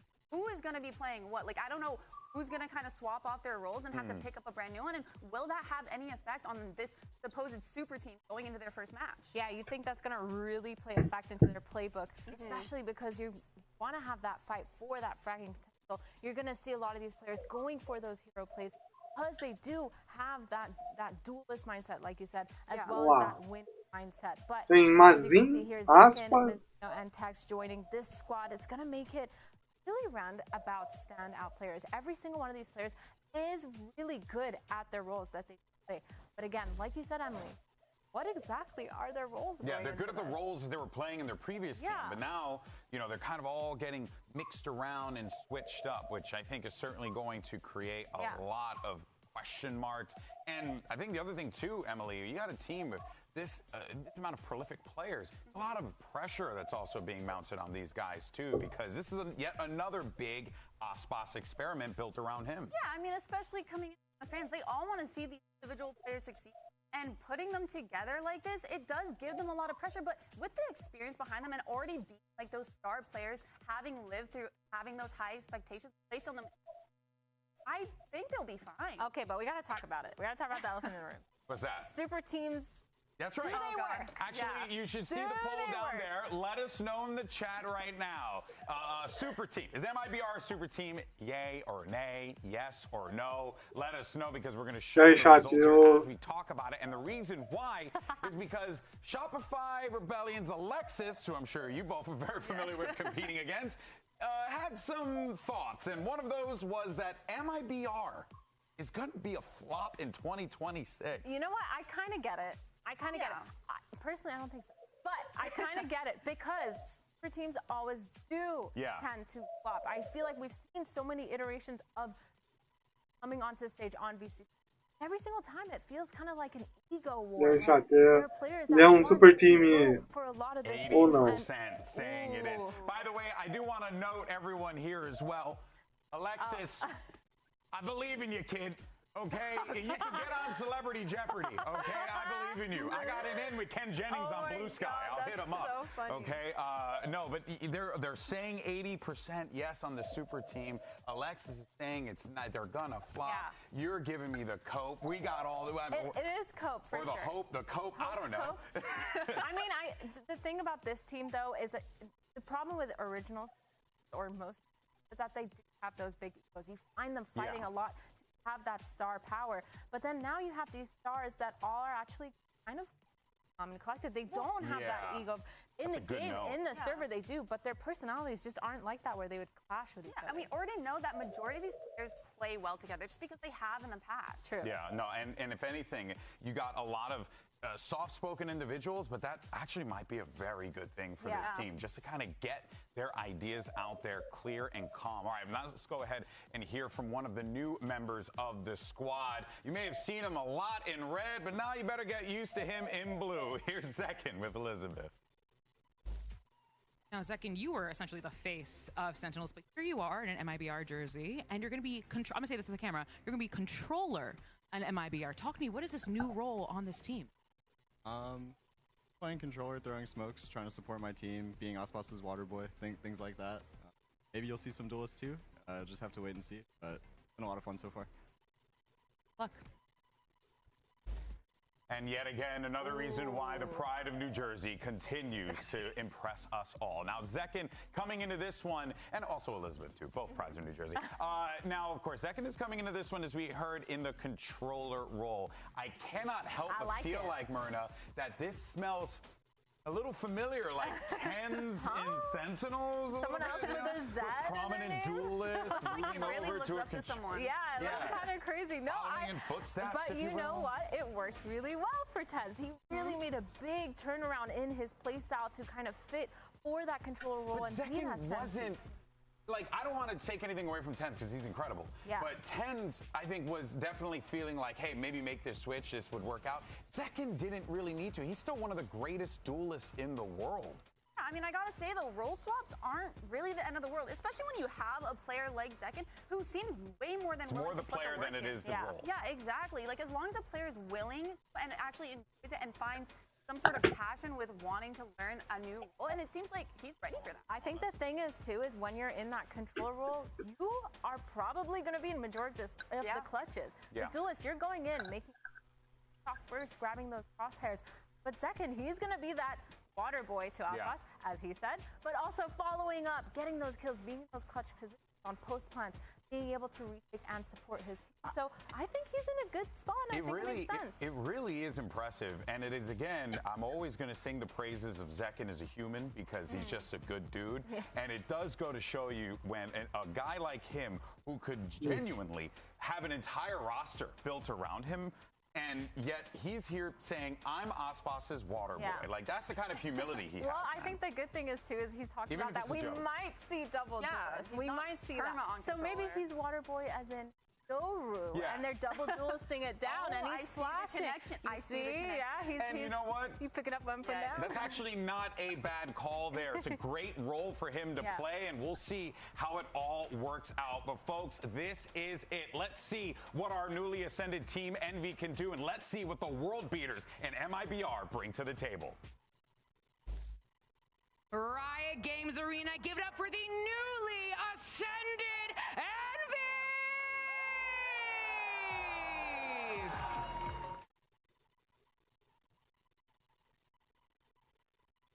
Envy, a team built from 5 Radiant rank grinders. The team that grinded all the way throughout Tier 2 to ascend, and with the one-trick Yoru and a wild playstyle, actually showing a couple days ago that they can make it work at the highest level. And there was an unknown coming up with them, how these two subs will kind of fit in. But they made it work, and they made it look great. We have Rossi kind of being in the middle of every single fight and getting those trades off. And Kesnet being the firepower that makes the playstyle continue. And don't forget, Kesnet got a whole day to rest. Exactly. So if anything, that's going to be a massive plus for this Envy lineup without a doubt. Yeah, and every player... E agora os seus adversários, make some noise, façam muito barulho para a volta do MIBR!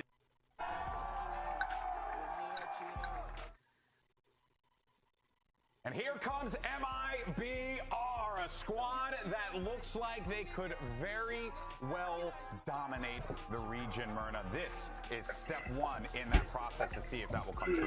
For sure, you have these players that come from so much experience in their background, so high skill ceiling in their gameplay. You have players that have been part of that champs crew. Verno and Ospas, they've been in playoffs, coming out in those lower rounds.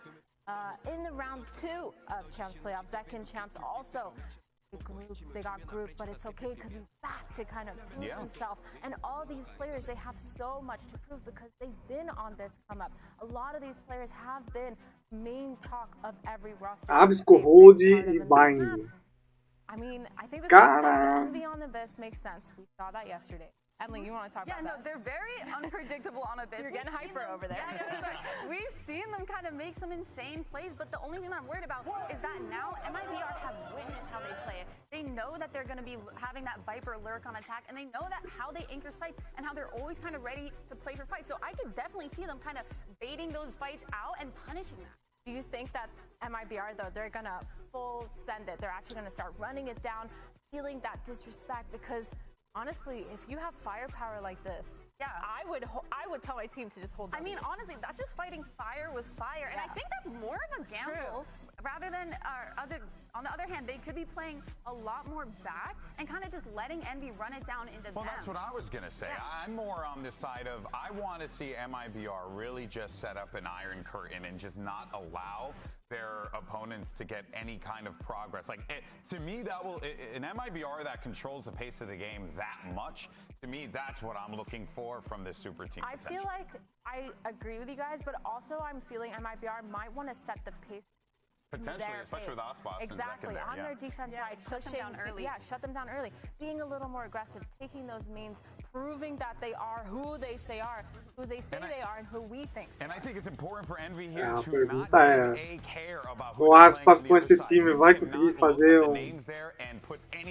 bom jogo hoje? Because if you do, you're going to get bopped. So let's take a look though at these agents and see what we have. Essa é a pergunta que os gringos estão se fazendo, chat.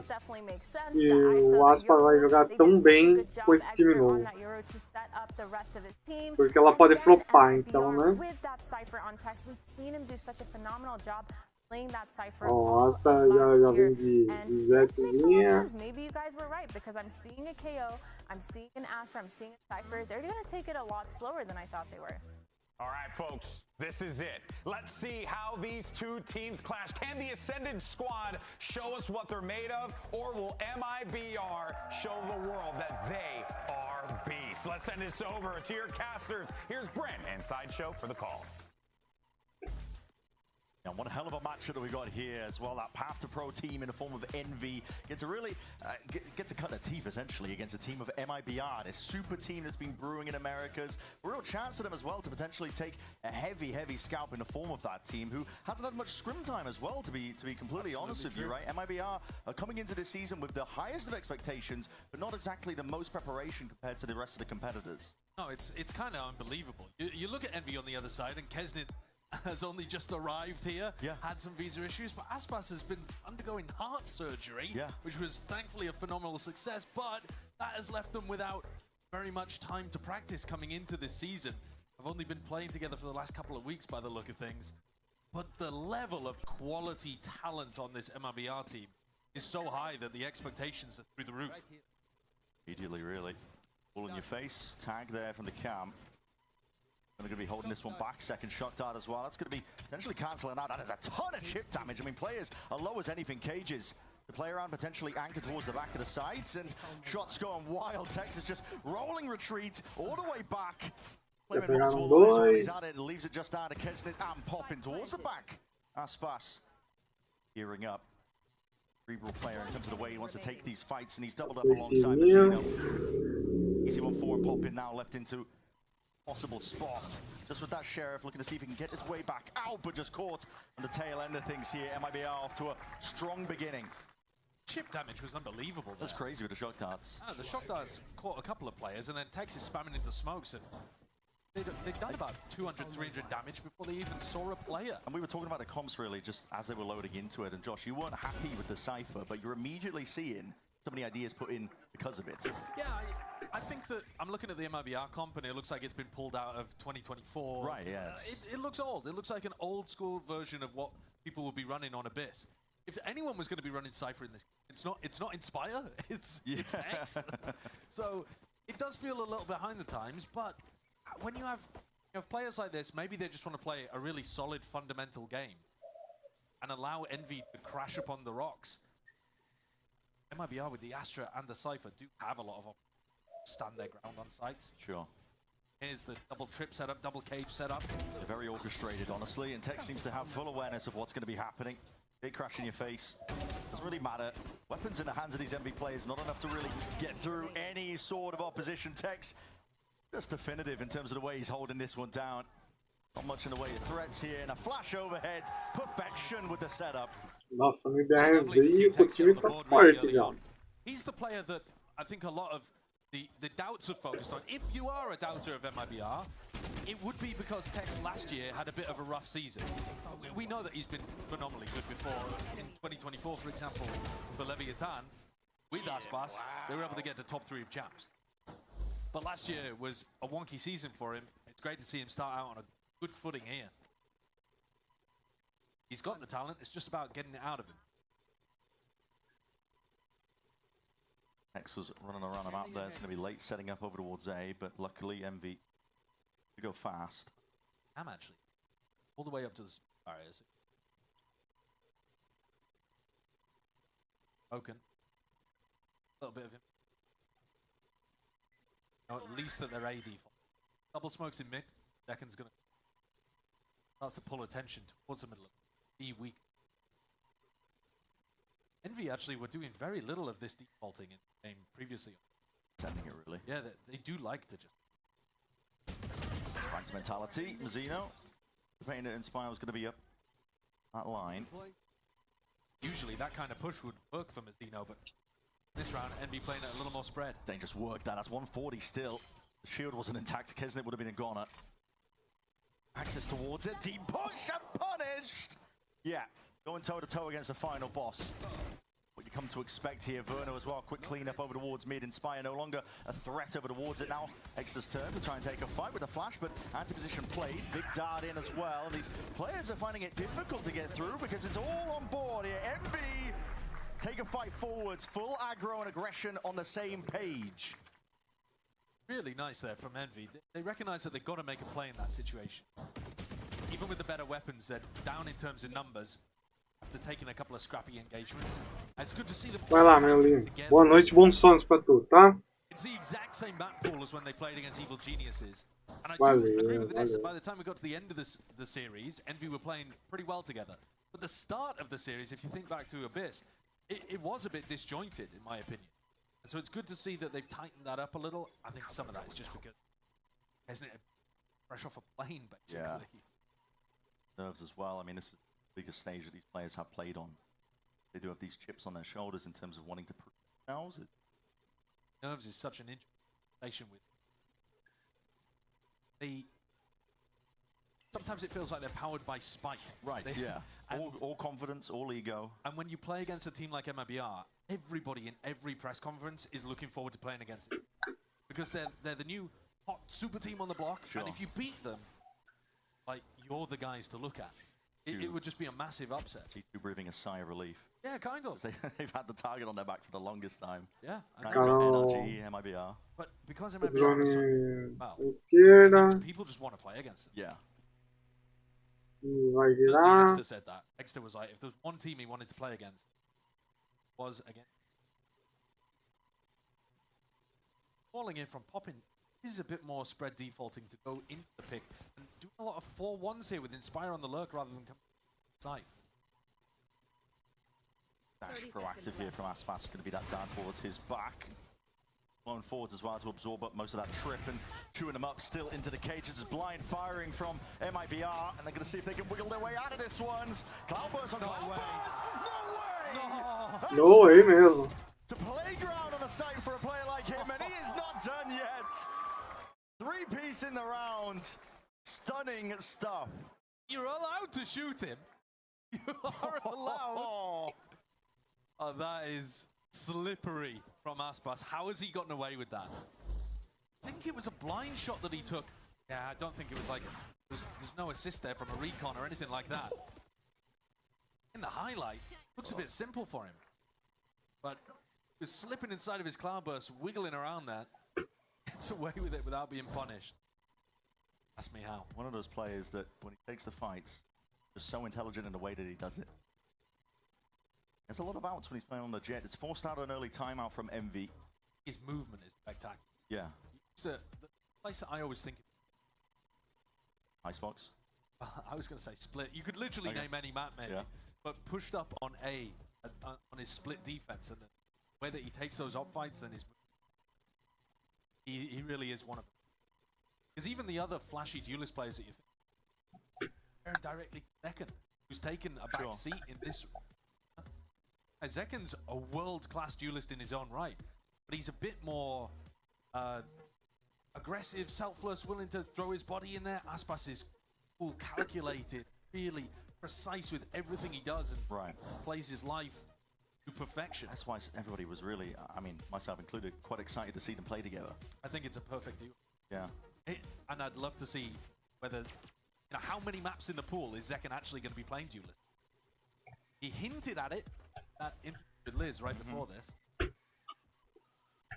That would push Mazzino, presumably. Smokes might be something. The roles are getting rotated. Goodbye for MV. Other side of the timeout.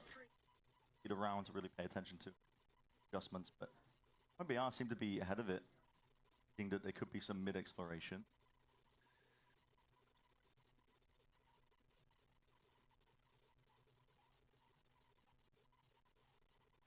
As we go into Kesnit's ultimate, it end up being a thing for Envy to get back into. This is where not having a Yoru, not having that clone, would end up being a bit tough for MIBR. Zekken just trying to play his life here in a spot like that. I thought he got the body block. Yeah, almost. He was trying to go for it, I think. Not have even given over a rifle. Quick adjustment, not target, not quite. Mazzino off onto the flank as well. It's movement by Inspire as well, not making it an easy fight to be taken off onto the flank. He did give over that Phantom. Dexter's goal. Right, there you go. Don't think he brought it into the... Got it out. Still holding it back and just not quite anticipating that the players are going to be that close. Forwards again, this retake is full throttle now. MIBR running away with it. Yeah, that's a weaker bite round for Envy, but very cleanly dealt with even after Zekken falls. That's a position that we've seen a couple of people playing in that Astra pick. Throw the glyph smoke and then you can tuck yourself inside of it. And if you don't guarantee to kill you, you might guarantee the body block. Send them straight into the depths. But this next round though, eyes on Kesnit. Because he can pop his shield, pop his ultimate and try to drag somebody away. And I think Tex would be the primary target. They can find the site that the Cypher's playing on. And normally these defensive teams, a lot of people are playing Yoru on this. So Yoru clone is something that you can use to put a lot of pressure back onto the ISO. Here, you don't have much. Tagged by the knife, so a bit of information, but not the full spread of players. I've been asked by guy with the I mean, I'd be scared. It doesn't matter. I mean, listen, it doesn't matter what gun he's got. He could have a toenail clippers, and I'd be scared if I was pulled into a 1v1 with him. Kesnit's not a slouch, though. Kesnit's played against him. Real quiet here from MV. We're hitting that minute mark. Has been much slower pace from it. Yeah. Wonder if that's respect on Emma. Specific game plan they think will work for them. That's going to be all in. The Sphere is going off on the other side of things here. Werner's just trying to put a stop to it. This is there goes the ISO ult. Nobody found. Yeah. It cleared heaven, but nobody scales off it either. That's a bit of a miss there from Envy. They didn't use the Sova utility to like confirm that there was a player for Kes Crab. He just sent it. Going to be grouping up. See if they can get the troops in line, in order. Poppins ult. That's what I'm saying. There's time pressure here that Envy could play for just the threat. That's overall. You've got to get a bit of a move on if you're MIBR moving forwards now, but he's going to use it proactively as that retake starts to come online. Yeah, Poppins is going to be sending it. Good damage. Clears the way, and this is a backstab approaching. Inspire, sneaky business.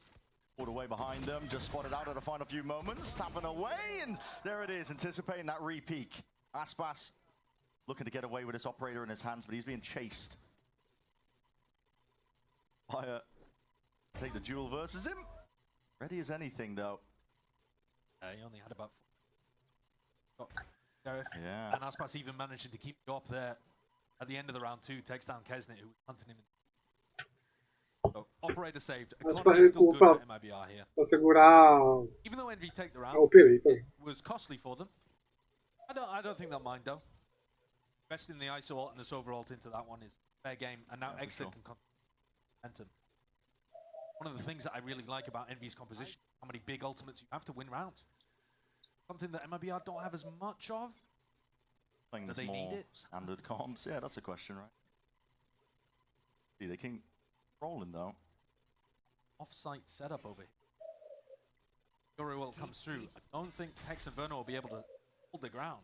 Offside, probably because of the dimensional drift. Yeah. Don't want to be caught out into the open. Pit's going to be dropped and layered on top of this one. A bit of spam into the smoke goes either way. These drones, but this is fast and loose now. MVR grouped up. They haven't got plant down. No, not yet. There's pressure mounting all over the place here. That's spike drop down. Verno's just weaving in and out, using the cover of their own pit just to be a menace here. Play the rest of the team in. Tex lights them up. Kills for him. Pressure. Envy still no plant down. 2 players. I'm wondering. A spot like this, there is that flank pressure. Aspas has been last 50 seconds. Whole time. Turning away. Is timing as 2 players at the backs here. There's a massive play. Ready and waiting. Rossi activates, but Aspas right there to return that fire. And Inspire make use of this opportunity. Nice popped off. This is going to be fast now. Just attempting to punish Aspas in your face. Not much you can do in a spot like that. 5-2. É, não prende na cara do Aspas. For a moment there, got timing. What was there, 2 seconds in it, where he looks over towards spawn instead of holding B-Link? Tiniest of timings. But he does make up for letting Verno and Zekin die. Wow, no, the craziest time happened, guys. Craziest time. we saw, bro. That's knocked Envy down onto an eco, though. That's now 2 rounds that I've seen them on the attack side, where they invest the Viper onto B and they lose. Same happened with the game against E. Getting a bit dire for it. I hope that they were to convert some of those rounds out of ults they threw into it. Goodbye once more. Zekin's going to be the anchor player down the back of the site. Verno looking to assist with potential dart. Vulnerable up with that snake bite. It's going to be sharp shooting on order. Zekin low as anything though. Just had to tank that snake bite just to not stand out into the open. Blind! Oh my goodness! Help arrives. Verno and Mazzino. Starts the show and around like that. Zekin just has to sit there. he's just, essentially bait. He is. He's just bait. Absorbs a snake bite. Absorbs the drone pressure. Allows Mazzino and Verso to get played in. Estamos.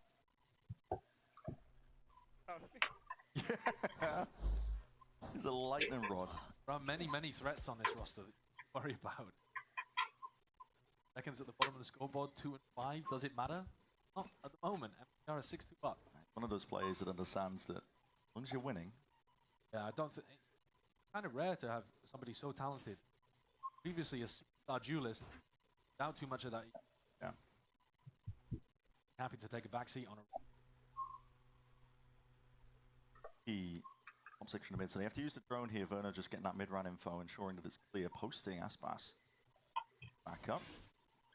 Hairiest fight to take. Just spot it. Way out into the open. Yep. Nossa.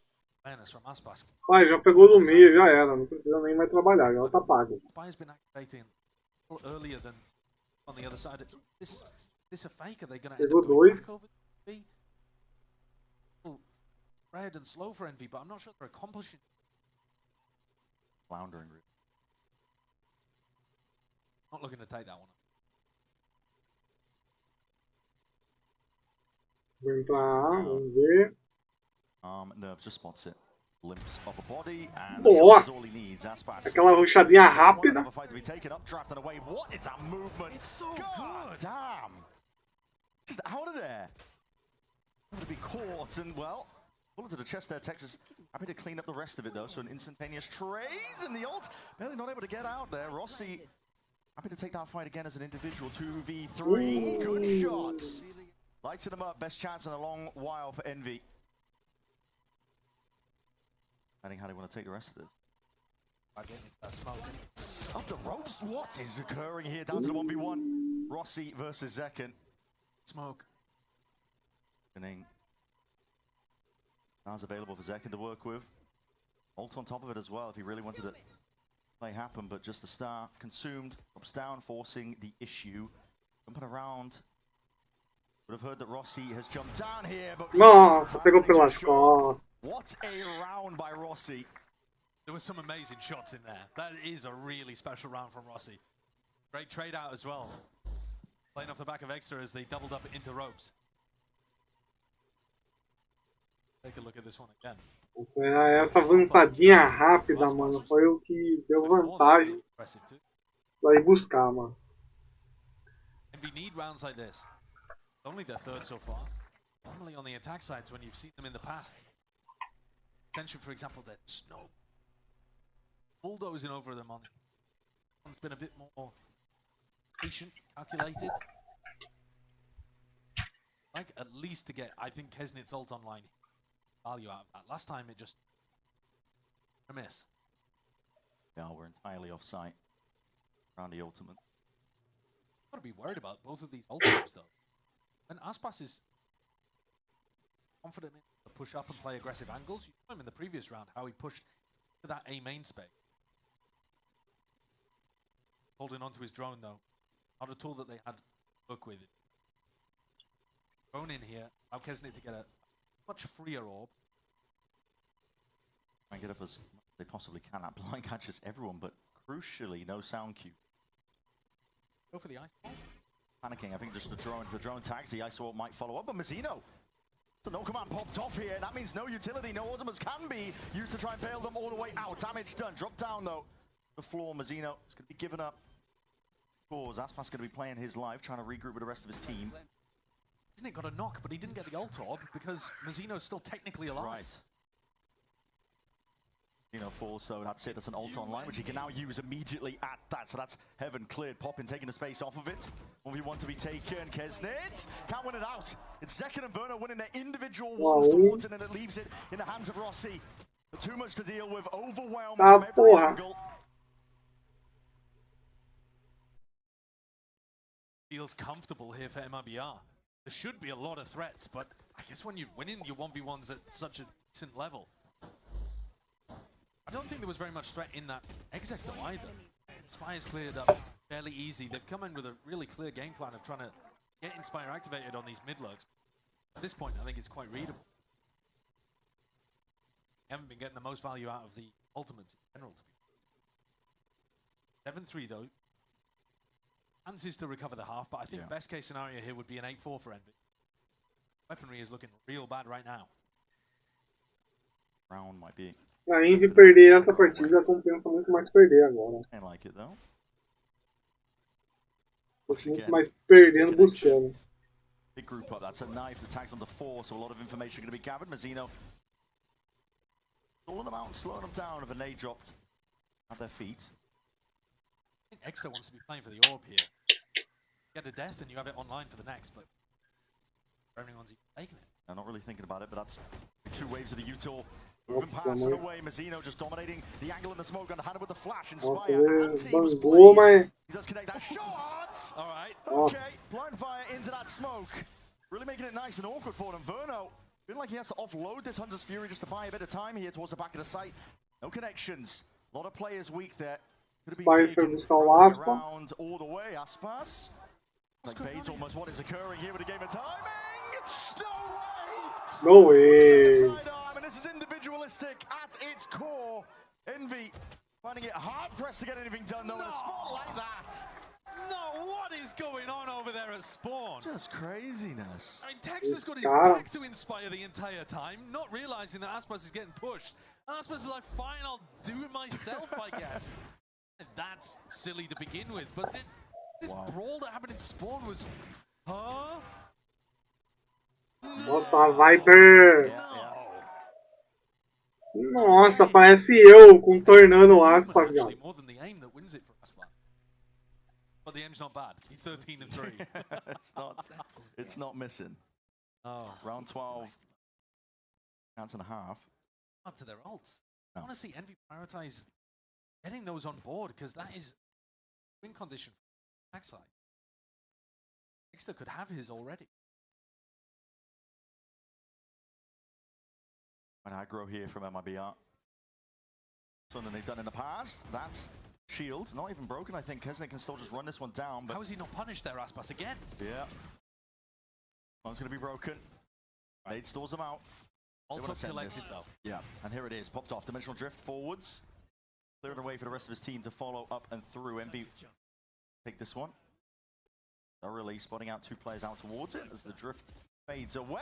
Oh my god, Mazzino! Just on it, man. Rest of the players also falling shortly afterwards. Rossi towards heaven has got to get something done, but again, these fights are just awkward. In terms of the manner that they're taking, and Mazzino is the one to steal the show and around like this. Inspire. No bullets, no problem. Finding themselves in some silly situations. Aquela pinada rápida que não pode acontecer. In terms of how the rounds have gone in general, it is clean stuff. Very easy going. To be honest, fairly reminiscent of the way that NRG were destroying Cloud9 early on in matches today. Very much feels like that tier gap, to be honest. The call is God, but just domination. 9-3 here for MIBR leading. We'll see what happens on the next half.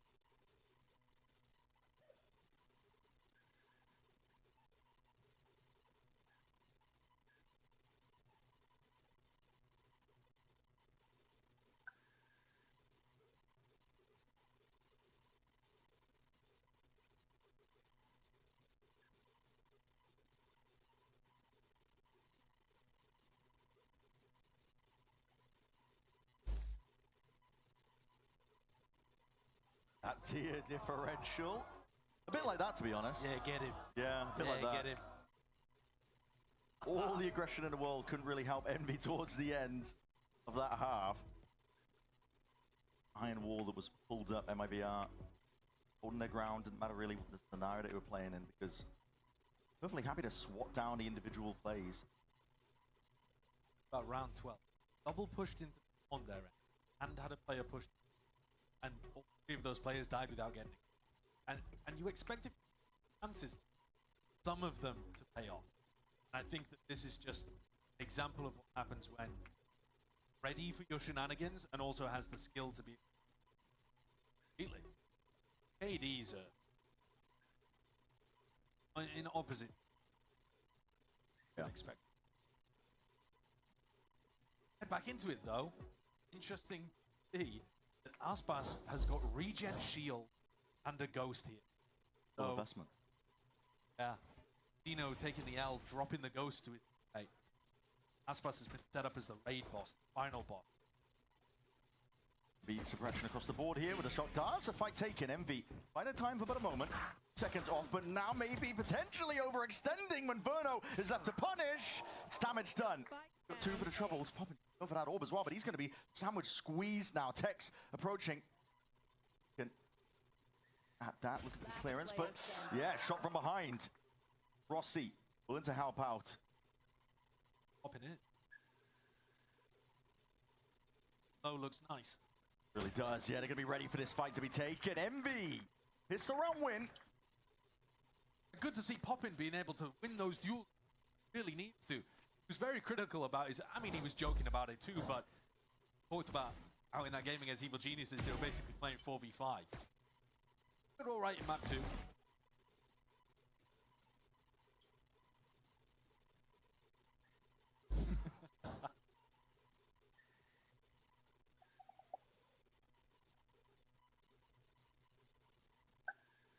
Full shield.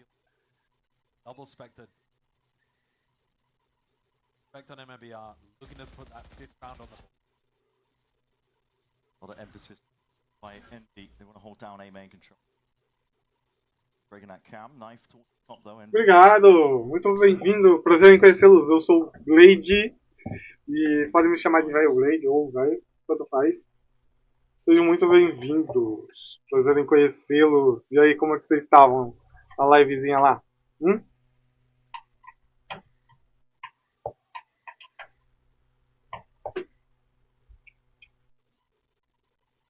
On that more comfortable territory now that the sides are swapped around, like. Oops. Yeah, I think of Envy as backside. And also, I mean, the comp they're playing too.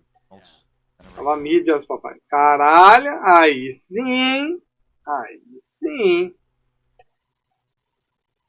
MIBR again, they don't have. Mas tava famoso, pelo menos. É. He's a high ground perch there. Kesnet! Oh my!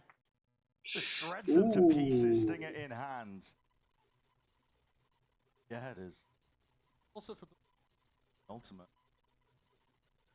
Be a game.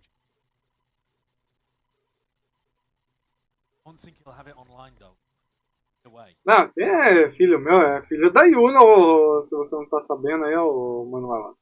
Well, he should just be jumping off the map at this point, but I don't know, he's going for something. Where's he off to? He wants the plant money? Trying to get the plant money? Is he get there in time? Yeah, he does, just. He looks Inspire dead in the eyes. Okay. And, fair enough. Ah, mais neta aí. Fair enough. Yeah, so no major ultimate's going to be online for this bonus. But again, the anchor setups from genuinely going to be difficult. Tô assistindo em inglês, tá? O jogo da MIBR com a Envy. Tá. A espazinha. Tudo mais.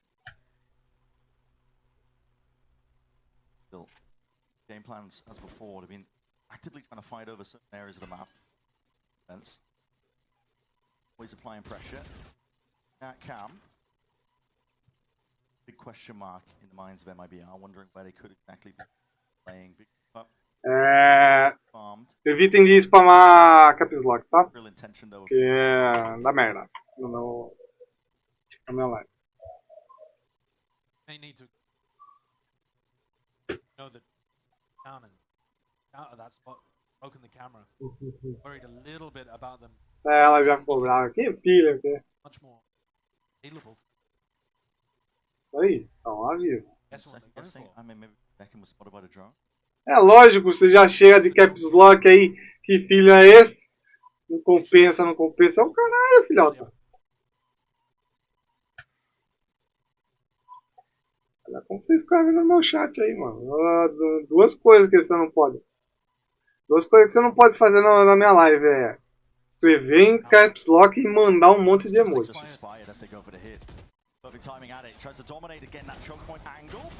Meu Deus. O MIBR já chegou entrando. Perdeu 2.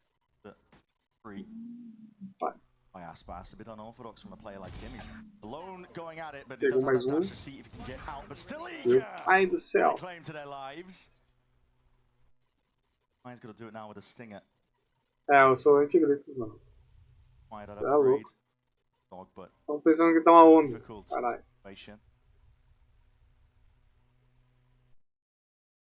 The backside's compromised. I'm ticking away from you. Everything watched. Nossa, caiu dropando, já estão na bala aí, ó. Aspas showcasing some of that incredible talent that he's in terms of his. He's a beautiful player to watch. Making fights like that. Very clean. Couple of bullets. Kesnet popping hit the deck. Aí, bala. Opa, ô, filhota, você acredita que os americanos chamaram a MIBR de flopado por causa do time novo? Você acredita nisso? Caralho, aí é foda, mano. Hey, business no home though to see if punishes a face with slow down MIBR moment. Chasing, perfectly willing to play a patient game every single round essentially. On the, not sure what the Aspas Texan is, but I would assume they're going to be earlier than the B main player. Edge comes up as an ult as well to try and play for this one. Dart towards the back, and Kesnit's just going to try and stay alive. Tags potentially there. Shield up, Kesnit just trying to square up. Find it. Can't get a second, but Inspire more than ready. Plays it off perfectly, and eggs to Bucky. Verno shuts it down still. Bam onto the angles. What's up? Inspire. Boa sorte, Zenki. Running around like this. Spike was dropped down. Gonna find his place as well onto the map. This is second surrounded. The 3 right from behind. It's clinical stuff. Hoppin is able to seal it up. MV trailing by 4 rounds here. They've been able to find, you know, these footholds here and there throughout this map so far. Yeah, I think on the defense side though, they're actually looking like they've got some better opportunity to stand toe to toe with MIBR. Yeah. I think Poppin's read in this round actually could end up being a key thing to look at for the rest of the game. Able to push out and take this A space in the first, I don't know, 3 seconds of the round. Threw out a recon, grabbed the orb and was on the flank real fast. Yeah, grouped up. Shield is popped off before that knife. Pressure going. Isn't it trying to square up? He's desperate for them to peek. Value out of it. Yeah, well, that's going to be interesting. Could have potentially just sent the ultimate in as well so that you guarantee some value. But maybe doesn't want to invest it on this round when he knows that MIBR are going to be on side apart.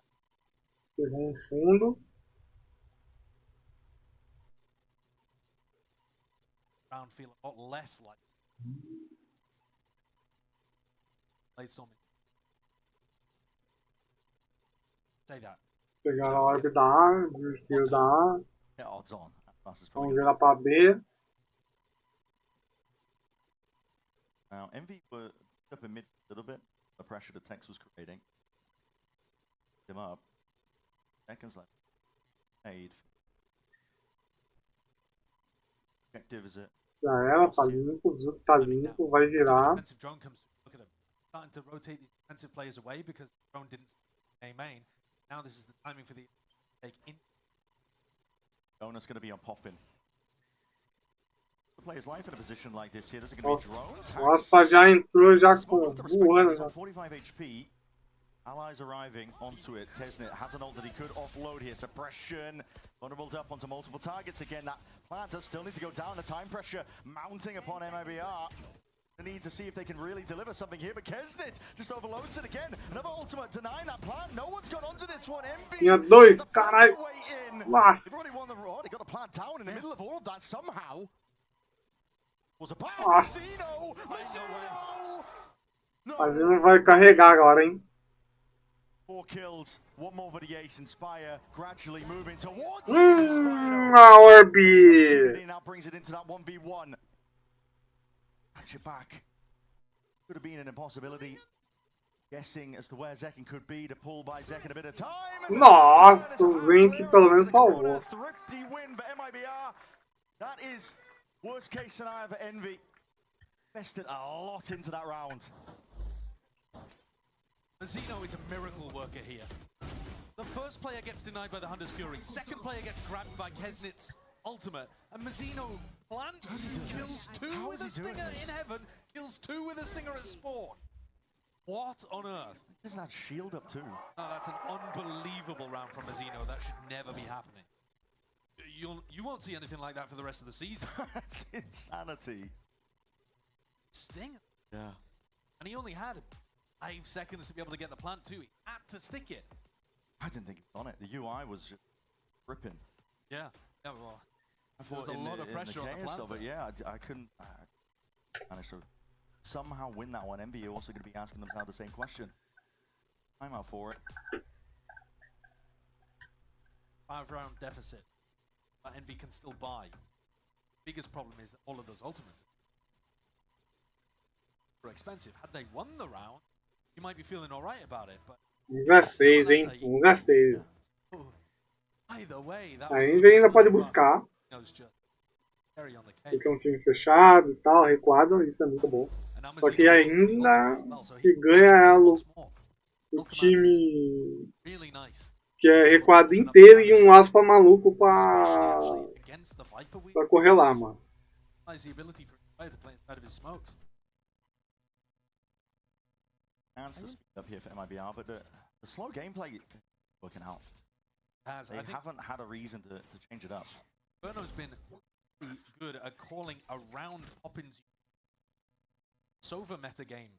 Trying to find those times past the defensive drones has been great. There's no command.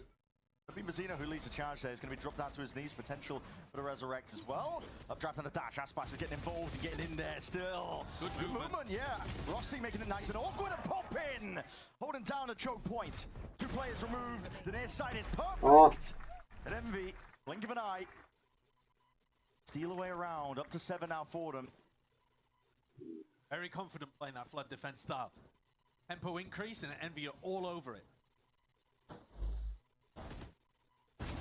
This in the replay. Pop getting onto an aggressive position. Lays in the rest of the squad. Kesnit, Rossi. Oh, baby! Nodding back in and Poppin will be feeling great about that one. Goodbye now. MIBR got their loss bonus reset because they were able to win that round. Plus, though, Bladestorm and a couple of rifles. Almost like a full. I feel like it's next to Age and a Cam. Up to take a main, but everybody waiting to leap into the fray. You can see him straight in. No one's home. Anchoring. Shield up and popped. Spam onto the corner. Darts. Dangerous. For a key spotted situation, especially with that one. The suppression and the vulnerable is a flood retake attempt already going in. Spike's not even down in a spot like this, but bide your time. Bot, eu sei que a gente tem. Just absorb that aggression. Oh, not going for a hyper discipline. No idea what's on right. They are lost. They're looking over towards mid as the re-hit comes through. Maybe I've just been doing a fantastic job of controlling the pace, getting sucked into the Envy tempo playstyle. But Mazzino's still got to get this spike in the ground, and now Envy know where it's ending. Bullets raining down on your heads, danger lurking every corner. Referring to, like you said, backside planting and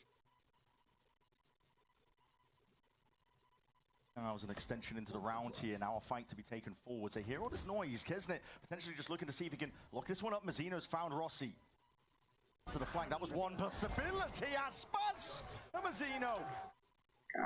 A spot like that. Take back control. Mazzino e Aspas pegaram o. So good at just slowing it down. Aqui, viu? And these players are so good too. Mazzino's hyper aware. He clears Rossi on the flank here. And then is still good for winning the extra duel towards Inspire at the end. Mazzino's a big reason why this is considered a super team by many. It is one of our America's MVP. I think it was the 2024 season. Spectacular. Heavy stack of him. Playing a bit of a gamble at that. Crouched up, Mazzino's ready. Traders there in sight, and even Oz popped off. Vulnerable still through.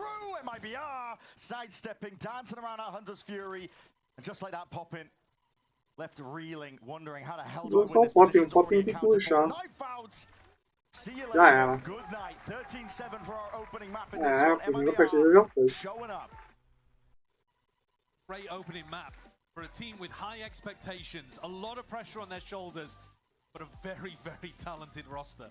If this is what they look like with only a couple weeks of practice, then for a treat across the whole of the America season, more of this to be played. They're going to go into their own map pick next of Corrode. And we don't know what the comps are going to look like. We don't know what the roles maybe are even going to look like. I would love to see some double duel on Road or Bind or wherever it happens. Because that was a very slow affair, wasn't it? On Abyss. Cautious, MIBR just making sure that they could take control of the pace at every... Vou falar que o Mazinho junto com o Aspa é a melhor dupla até hoje, né? Play the double duelist, maybe get a bit more explosive with it. We'll see. Don't go anywhere, you know, you don't want to miss it.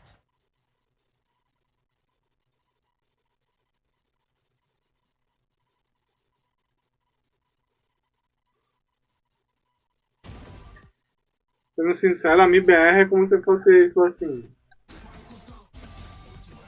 2 times num só. Tem o Aspa sozinho e o Mazino cuidando dos outros 4.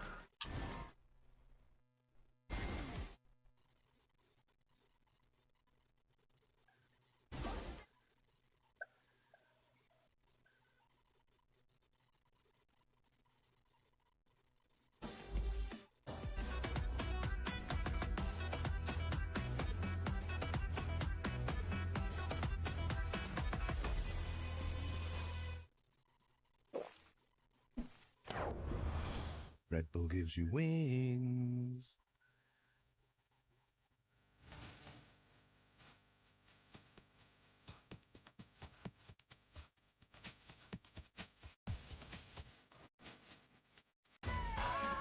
Bom, chat, eu vou aproveitar enquanto isso. Vou tomar aquela aguinha, só para vir a outra partida. Fabricar carros e empregos. BYD. Ah, que bom você chegou.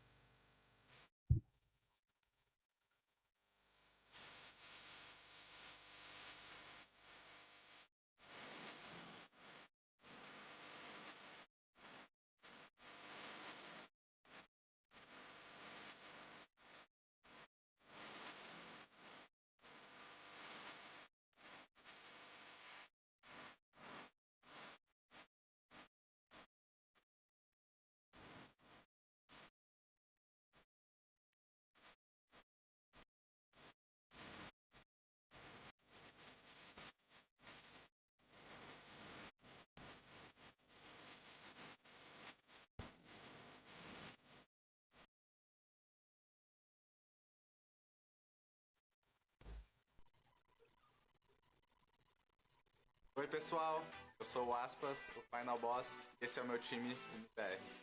Primeiro, o Verno, ele é o nosso iniciador IGL e ele tem sempre a cal certa por momento. Segundo, o Mazino, ele é o flex, qualquer coisa que você precisa ele consegue fazer e ele faz tudo com excelência. Terceiro, o Zekken, ele joga de controlador, ele é muito bom, eu queria jogar com ele e agora a gente vai jogar junto e eu tô muito animado pra isso. Por último, o Tex, ele é o sentinela, ele é o cara mais engraçado que eu já conheci, então ele tá sempre mantendo o time animado e rindo.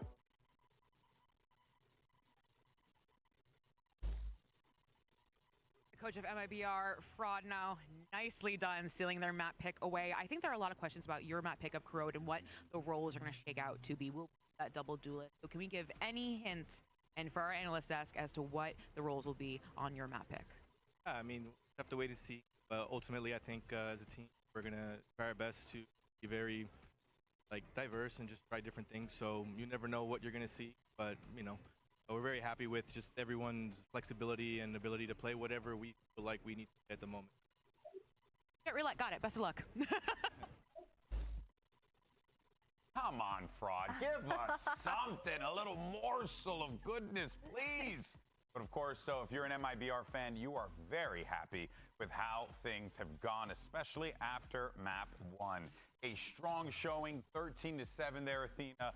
And really, what we were seeing right out of the gate, exactly what myself and Emily actually were really looking to see from this team, which was a stalwart defense, and that is exactly what we got. For sure, we saw a lot of these different setups, a lot of these good reactions this round, for example, they had that Viper pit on site. They were able to just fast flood right in. That this was going to be. So it got a little bit close, but it didn't matter because again, it's going into their defense setups just a lot of sense. They did a lot of those default setups, had a lot of those ones off on the other side, and overall it looked like their playbook was super. Arguably, for me, probably one of the best defense playbooks we've defense setups that we've seen so far in Kick. No, I completely add on to your though. I think they also did their homework. The way that they were playing allowed us back, not really those kill lives, envy to work off of, right? And that made them on that Viper all around that you put out, that they got antsy. Now when they have to, they don't know what to do. Where it is a 5-on-5 read.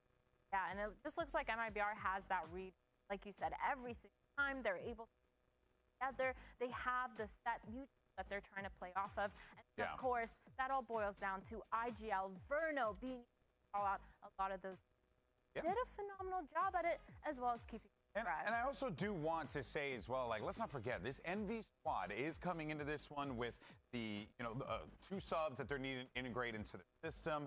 Yes, they're very good players and they can pop off when they need to. But this is a tale of 2 different teams here and what they're experiencing right now. And of course, you have to keep in mind that when you have massive rounds that could potentially shut down any comeback. I mean, Emily, it's like this round 17 thrifty, and more importantly, it just was pin on the game, right? The final pin on the game. Yeah, and they played it so well. Like even having all this, the fact that they were able to get this down so very late after getting so ulted. I mean, granted, Eles falaram aí, mano. like an insane round with the 4K, just sitting in that corner, getting that first kill and continuing trying to hold it down. And then again, earlier we talked about Zekin being in such position. Being left in that 1v1 was just perfect. Yeah, my stinger doesn't do that. Yeah, mine did, mine doesn't. And that's the reason why they're talking about Mazzino being on this team. That guy can get activated at any point in time and can absolutely dominate the game. Every single player is a star player on this. Yeah. That's a yeah. Oh, really? Is it? These 2 are going to fight. Let's actually send it over to Coach Stunner and hear what he has to say ahead of map 2. You're the coach of NV Stunner. Now it's a rough loss map, rough loss on your map pick. There we go, we got it. Ask you the adjustments that we were going to make for map 2. It seemed like you were slowly getting there on the second half of the map. I just couldn't quite get there. So what have you told your team back there to do for map 2? I mean, it's the MV Classic, lose first map, win the next 2. We're joking around, making it more lighthearted. I think these guys played a little bit too slow for my liking, and I think we played a little bit into MIBR's playstyle. We'll fix it for the next map. Best of luck. Heard there, right? Played a little much. O coach está certo, porque ele falou assim. O MIBR tá fazendo lurk, só que não é aquele lurk, não vou invadir, não, ele tenta invadir. Se eles conseguiram, já era, já todo mundo tenta invadir pra aquele lado. Agora se não conseguiu, muda pro outro lado. E daí ele falou assim, já trabalhou bastante, porque não sempre trabalhando isso. E é isso que atrapalha muito a Envy de tentar defender, porque você tá tentando defender com 2 caras na A e na B, velho. E um cara no meio pra pegar na mira.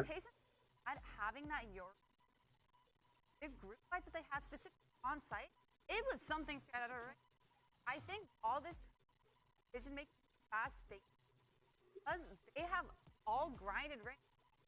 It sounds silly, at the end of the rank, whatever. But I do think all those reps of having to kind of come and not be stuck in the playbook and the strat that was already. I think a big chunk of that too, Hoppin, and having that coaching staff to kind of let you. Like you said, there's a lot that comes in from ranked, but also playing, having those subs, hard to have. So you step up in terms of that communication, that idea. And I think they're excellently are bouncing off of each other. Like never a time where everyone's especially on this map. There's a lot of moving out for them. That's kind of the past. Yeah, but I think for MIBR, I mean, they know how to shut down NV strats. They know how to shut down the protocols, even when they're down in numbers. Back into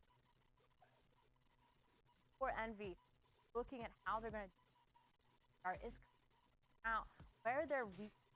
Yeah, where's the gap in the setup that you can potentially sneak they into? had that jet to fight with the cipher, like a But I think more importantly, almost making that mistake too, right? Forcing that gap, right? 100%.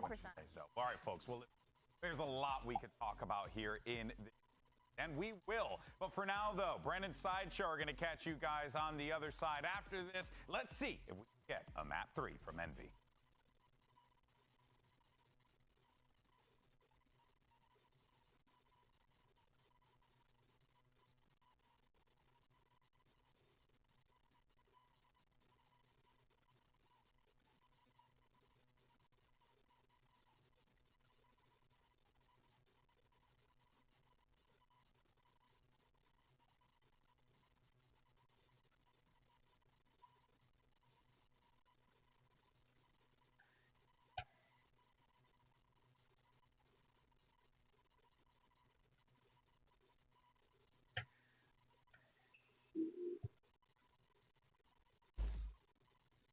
Back into the road is on the cards between MIBR showcasing today. We're not going to be pulled into that fast tempo, the aggression, that ranked playstyle almost that Envy have just forged into. And, you know, there's a lot of interesting flavors I think you can add to a match like this too. The fact that you have this team that is after pro, they've made it all the way, and now chance to really go toe to toe with some of the best in the world. But also the fact that, you know, you've got this extra element, right? You've got Kesnet playing against Mazzino. Yeah. 2 Chilean players who, you know, we got Santiago coming up, right, in Chile, so that's really Masters fun. 1. Yeah, and they're players that have played together plenty before. Players that have played against each other, as you're seeing right now as well. And both of them, I mean, Kesnet especially was saying he's like particularly excited that Santiago is on the horizon. If Envy were able to get there, that would be astonishingly. Yeah. Completing the path to pro, and then at that point you're almost Royal Road in it, like going all the way through to the global tournament. That's the difference in patience. And it is Zekon on Omen. Mazzino Chaos de novo, né? Yeah, let's be honest. I was hoping to see the Yoru Waylay come out. I'm with you. It's fine, it's a good comp. It is a good comp, yeah. I got no problem.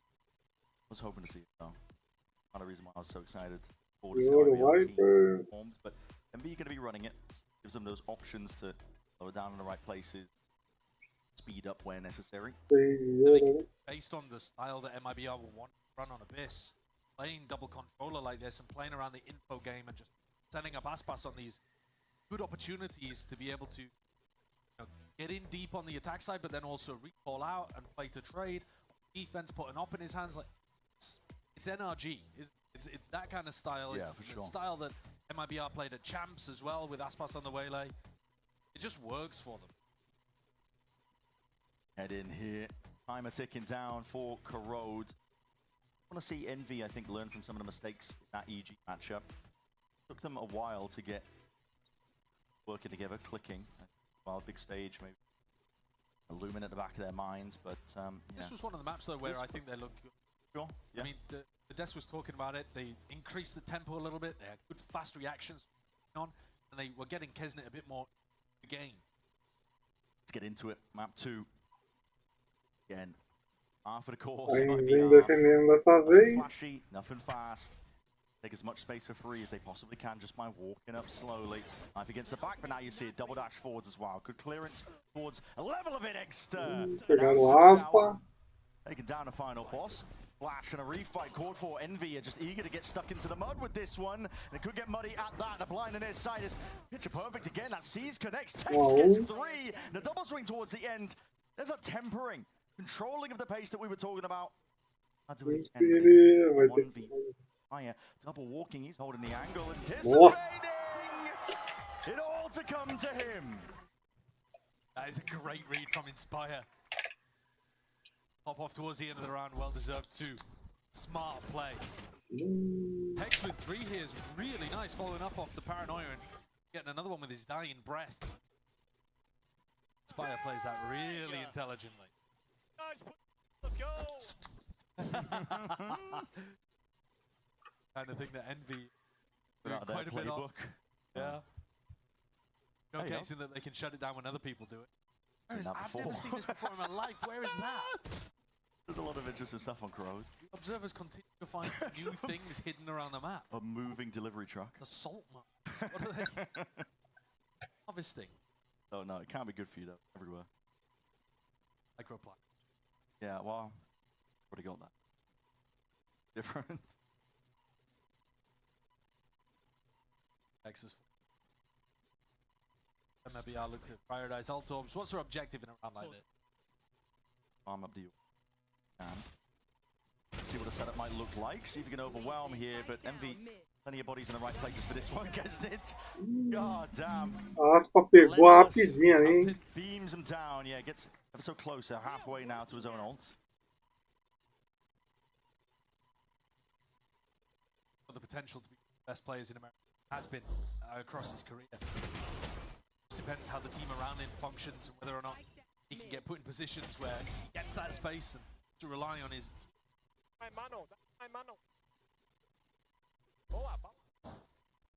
They're learning for when they go to Santiago. Yeah. Weaker weaponry. Can they put? Eles só em espanhol que é esse é meu irmão. Mano. Chance of a fight there, but Boa, maninho. Ahead of a lot of this, I think. Smoke.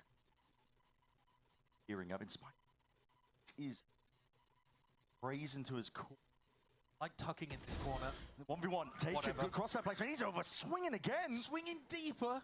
The 5v4. I mean, listen. Kind of crazy. You know that they're mid defaulting. You know that Mazzino is not going to be the only one there, but all right. Maybe he thought there was another player just tucked right around the corner. It's not usually going to be the KO alone holding the B default, right? So maybe he thought it's going to be another person right here. Hope of speeding things up. I think plays like that are going to firmly assert them to just playing slow. Yeah, because now you've got so many different angles. Where there's threat of somebody being in post corner and off angle. This is a drone. Angle. Yeah, drone got used for mid reposition. Woke up. Opens here. Forwards Aspas. Putting that fight out now. Serious flying risk. Forwards. Dart over towards the top. Ross sees an off angle of his own, but the reveal. So Ross vai tentar segurar. Wants to try and split up.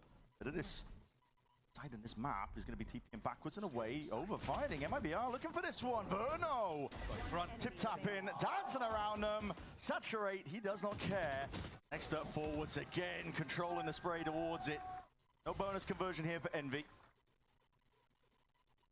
A little bit unfortunate there for Rossi that wasn't able to land the paranoia properly. Verno, though, absolutely deletes the Envy players.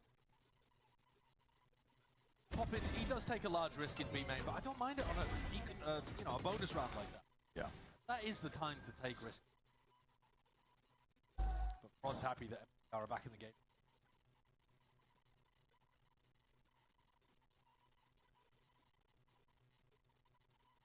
That's pace. Play for some low games, see what happens. Flash forwards. Faster. That's a lot of damage. Think through the wall. Rossi back up and find himself falling away from it. Aspas looking like he gear up, but fading on that. So. Age in it. Tex is just open towards that. Kesnet taking a peek anyway. He knows that there's a second player. Tex now going to be squeezed. Oh my goodness. Kesnet, relentless. Wants to keep going for a little bit more. Aspas, though, is a player that you do not want to take lightly. Damage done. Rossi's weak. Poppin only has a judge. Abilities for MIBR. He's missed Mazzino. Mazzino tá ali, ó, quietinho. Esperando. Close to the wall.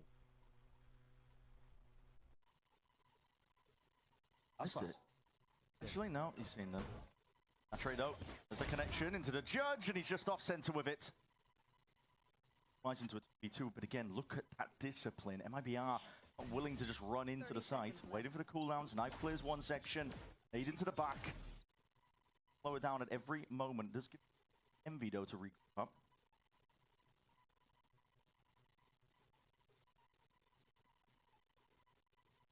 Where do you think Wrapping around. Rossi. Nossa, tá chegando. Pegaram Rossi. All trained onto the angles, finding the right timings for it. Inspire's revealed his positioning. He's got a tough challenge ahead. 1v2. Zeno. Might take it. Aspas doesn't swing off the back of this one. A tap again. Aspas. Aspas buscou agora. Right to the cranium. Those kind of spots, you see how smart Aspas is. When Mazzino gets killed that quickly, he realizes that the aim can get reset really fast for Inspire. So instead of playing to trade in, really quick reactions, decides, all right, we're going to play this 1v1. I'm not going to swing in here because Inspire's already reset his aim. Inspire's not happy about it. Back, and that is an instant call out for attack time. Deu timeout aí, né? De parada de tempo.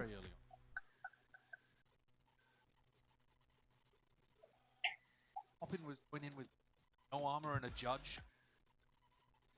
Part of the problem, he got stuck over towards bricks and wasn't really able to take a fight. To be honest, I love that reflank all the way through from Rossi up through elbow. And Inspire was distracting for him, and I don't know. MIBR players are so aware. Instantly, Aspas were covering the Isso aqui tá parecendo igual a outra partida. Tava literalmente pegado lá e daqui a pouco começou a surgir as armas decentes mesmo. Vandal, igual agora tá surgindo, agora tá pegado daí. Aí daqui a pouco voa. Next to here, very best mechanical Yoru in terms of how he utilizes the kit. But in terms of like actual experience of playing in big matches, stay out for years and years, MIBR have collected players. O pin tá zero ainda. 10 years, isn't it? Around the block. Uma economia baixa. O pin na outra partida ele foi grande. Foi o que salvou o time. Pretty crazy stuff. Nossa! Mid. I'm going to take that fight as well, the refract timing. Wait, he doesn't pull himself back. In fact, ele não pensou que... Literalmente o Pop não pensou que o Aspa ia vazar. Carve up a bit of space for realize a lot of this one. Eita porra. Deixa eu beber água. Doesn't care if he outlaw else on his team armor. He's almost acting as like the lurker here, where he gets to just walk in. Yep. He's made, and oh, there you go. This thing gone wide. Morning shot. Yeah. Made it to reload, which is why he didn't go for the re-swing. Still underhanded with a flash. A fight the elbow was called for. Inspire with a reposition. He's trying to take his timing so fast. What a shot! Snap straight to the head of Zekken, but they've lost control towards one section. And Mazzino, snappy himself. Straight towards it. Envy, they find themselves in by making these crazy plays, but back down again. And Rossi not anticipating that Aspas was just na mira do Aspas aí, não tem o que fazer. MIBR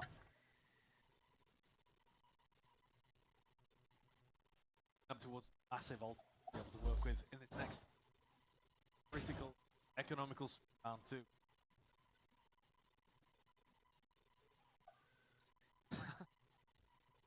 Hell of a play from Inspire, but the rest of the team runs be able to stand toe to toe, and a large amount of these 1v1 go in the way of MIBR this whole match. Yeah. Now the ults are online, you don't think too much, you just put together a set play round and overwhelm the B site. Fire is going to have a job on his hands keeping thrust into the game, but that drone is going to be the line. Going over. Hunter's Fury. This is going to be used to see if they can make a charge into it. No command on top. A lot of ultimates, but no one's really stepping past this orb. Will be falling now just because of that suppression emanating out. Poppin willing to help him out. Doubled up. Potential for the lineup, but Aspas! The res online pulls it back. He's out into the open. Needs a follow-up, and the flank is caught. Explosive when necessary. In a 1v3 now. Still holding it, watching for the repeat, wondering where he could be. It's still not crossed up. Hit at your feet. Hot as anything. Mazzino is already on the perfect line. One player for Envy makes a great spot, killing two of the MIBR players, but there's just more people to get through. Every player is so talented that they leave themselves out, group up together. Aspas has already caught 2 on the entry, and then second come playing his role exactly as he needs to. They are just making it look simple. They do, don't they? I think it is blur as well when you have Ion. Great awareness and understanding of how Envy try to approach these. Money. Holding this one down. Prowler. Backing away. Envy were looking to fight aggressively with the flashes. Now that they did. Ele tava avançado ali, foi tentar pegar uma kill, não conseguiu, o Aspas não teve o que fazer ali. Way across. Wait. Go for it. That, but decides not to. Way deep. Game of patience favouring Envy in general. It does feel like Envy want to try to force the fights more often. Thinking of that Envy playstyle of just being frantic, always trying to get active. Kesnet. A real trade there. In fact, the saturate is good enough as well to really slow them down. So the punish. Go their way, 4v4, but Envy players rapidly approaching now to positioning here over towards the A side. Looks like the end goal. But MIBR moving around. Isn't it? Still a bit of a menace, but he is in a sticky spot. Moving forwards, players behind and around everywhere to count. There's safety in numbers though, and MIBR have got it all under control. Vibes in that spot with 2 players pushing him from the back. Credit to his teammates who are holding it from the bricks position. Mas ele sobreviveu naquela maluquice do tiroteio. Not low. Low, he would have gone down to a single shot, but he's going to be backing up now, making sure to double play it up. Instantly there. Calm aim from Inspire. Almost felt like he had a chance in it, but they are on top of things. Mas ele tava morto ali quase. Next round uma bala e ele tomava. Do or die at this point. You've got your money back. 4 out of 5 ults to be able to play with. Fire could lock down one part of the map with his hit. Play heavy mid and play retake on one of the round sides of the map. Ways of being able to play your defensive setups with these. Paranoia plays nice and early here. Aspas is raring to go. Flash overhead and at light speed, dash into the smoke. So many angles and layers to this one. Snakebite pulled down, a bit of spam into the corner. It's a distraction to get the Omen really deep as well. Second. Knowing a bit of discord behind enemy lines here. Drop down, pop it, looking to see. This one has Prowler, but he's misaligned it. Yeah, wasn't expecting that second could already be that deep. TP around. Fakes. Had a bit of a wedge up towards this middle section of the map. He puts the pressure now onto Exeter. Has to use that dimensional drift to get out, but Inspire is still locked forwards into his angle. Pings out though, where the players are. Potential for the fight to be taken again, but still not favored. MIBR to whittle away the opposition. Cautiously at that, and now with the pit in play. Good opportunity for the MV players to get in. Drop down from both of them. Kesnet's forwards again. Now you're going to see it in hand with a shorty. Was hoping for an easy kill, but everybody in position. Rossi though, reposition is perfect. TP up towards the top. Their own turn to see if they can get a bit of chaos going, but Verno locking it down. Pit still in play means that the K is going to be kicking in. Tony's found a pocket to potentially now hide from the... Oh, there's still chances for Rossi, but chance. Ele tentou fazer bagulho de... Já que a Smoke tava pegando ali, a Viper não vê. Daí ele tentou segurar ali pra pegar a lot of credit for how good their defensive setups look like this. This is a really nice one to pull out of the strap book. Muito boa estratégia. Só que... A fake hard B push in order to disguise the fact that Zekan is deep teleporting into mid. O problema é que você tá na ponta, qualquer movimento. Who can just refract fully out, and Zekan ends up being the playmaker. Set up for another B split after. Envy have had a horrible time of it, having their economy just knocked back down fully. Yeah, never a good chance to really get involved. They are one of the faster rounds that we've seen from them now. Big group up, MV. Their wheelhouse, they like to play like this. Sees and a flash is primed. Exeter's ready for it alongside a Haunt. Whole lot of pressure, whole lot of presence. MV trying to go for this one here. Exeter does manage it, at least with it, but the shots are whiffy. There needs to be some backup and follow-up through. MIBR find their way through. In the end, there's a smoke to cut it up, and still with the rifles, they will just topple. cutting them down. Seguraram, hein? Even when it feels like there's a chance, potential for him going. E o Aspa lá, tava lá tentando só pular só. Always find a way back in. MIBR definitely had a couple of whiffs. I guess the same could be said for Envy. Flash and a Prowler play. I felt like there should have been chances there. Yeah. For the lower economy. Oh. That had been a rifle round. MIBR play at the same pace. I think Envy are really comfortable in the spots. It does feel like the rounds in Envy have got chances, don't have the weaponry. Yeah. It was like a very intentional game plan. Yeah. They know exactly the place now that Envy want to go for. A little bit of hope on the rounds where they... Yeah. Not 100% slow, but just on the rounds where they're going to be favored playing fast. Forcing the second timeout. Yeah, well, there's 7 rounds in a row now. Round 8, I think. Envy had to get back into it. They had the ults, they had the weaponry. They had an op there. Falei que o MIBR lá no 2x2, 3x3. Na hora que chegasse as armas mesmo, ia disparar, mano. He'd be feeling great about that. 7-5 half would be an amazing recovery. Right. But likely not based on what we've been seeing. I mean, a few moments on Abyss from individuals going up, but as the series has gone on, it just feels almost hopeless. Aspas, attack operator, implies that they're going to be running another one of the slow rounds here. 5, by the way. Is Believable. First map, I believe, 20 kills.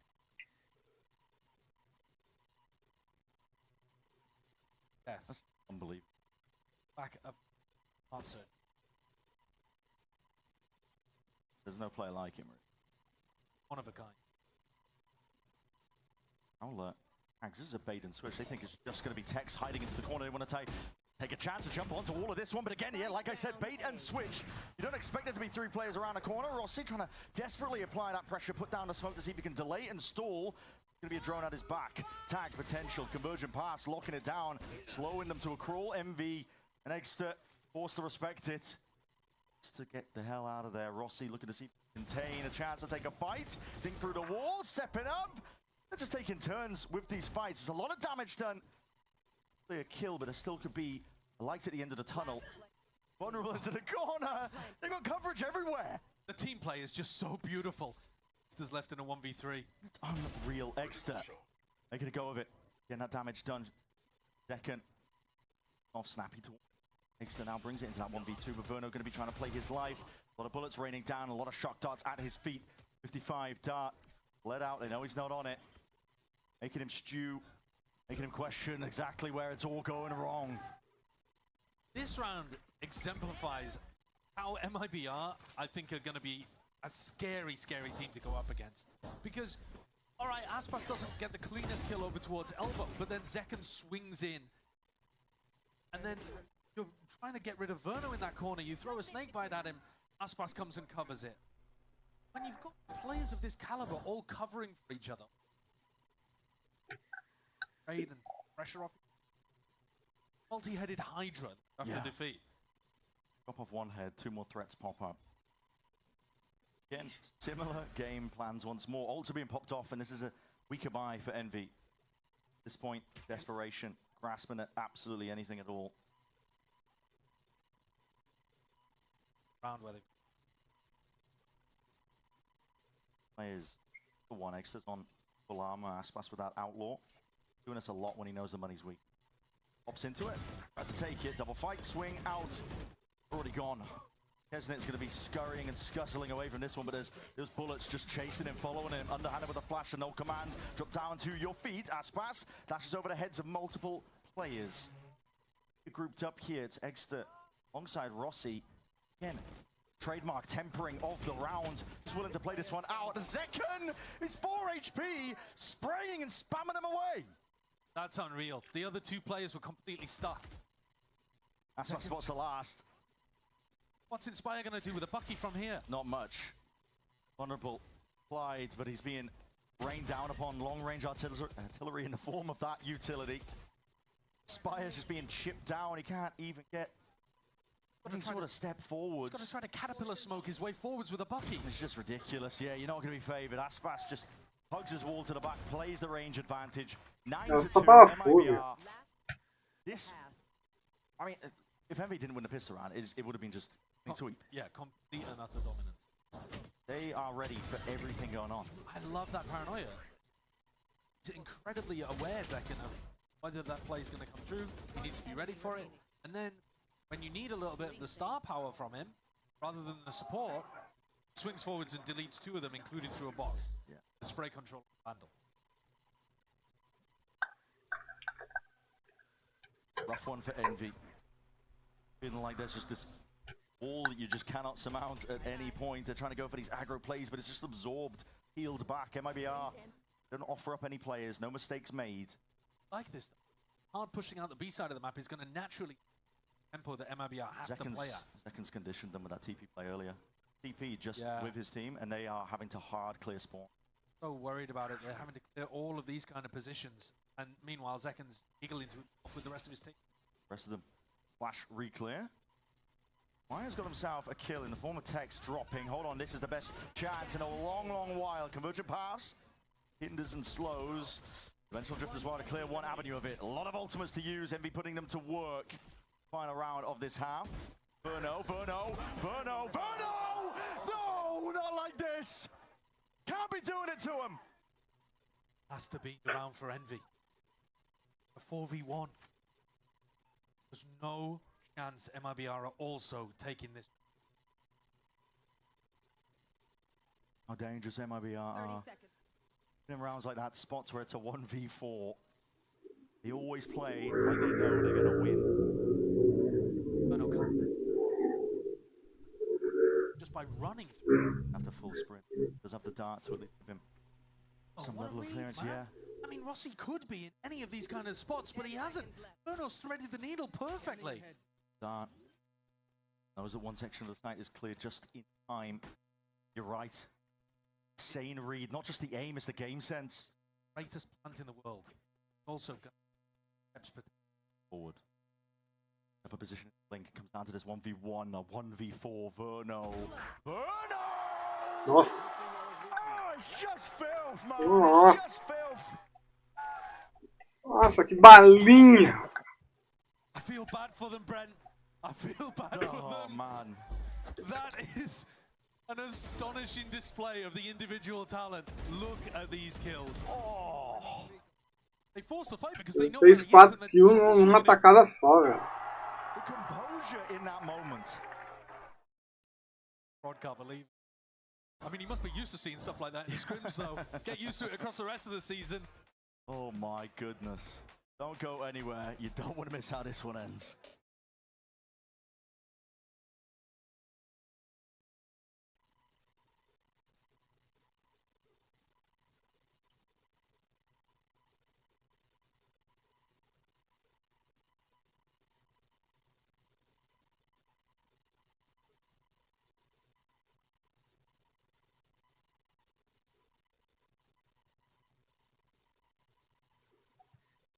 Ai, gente.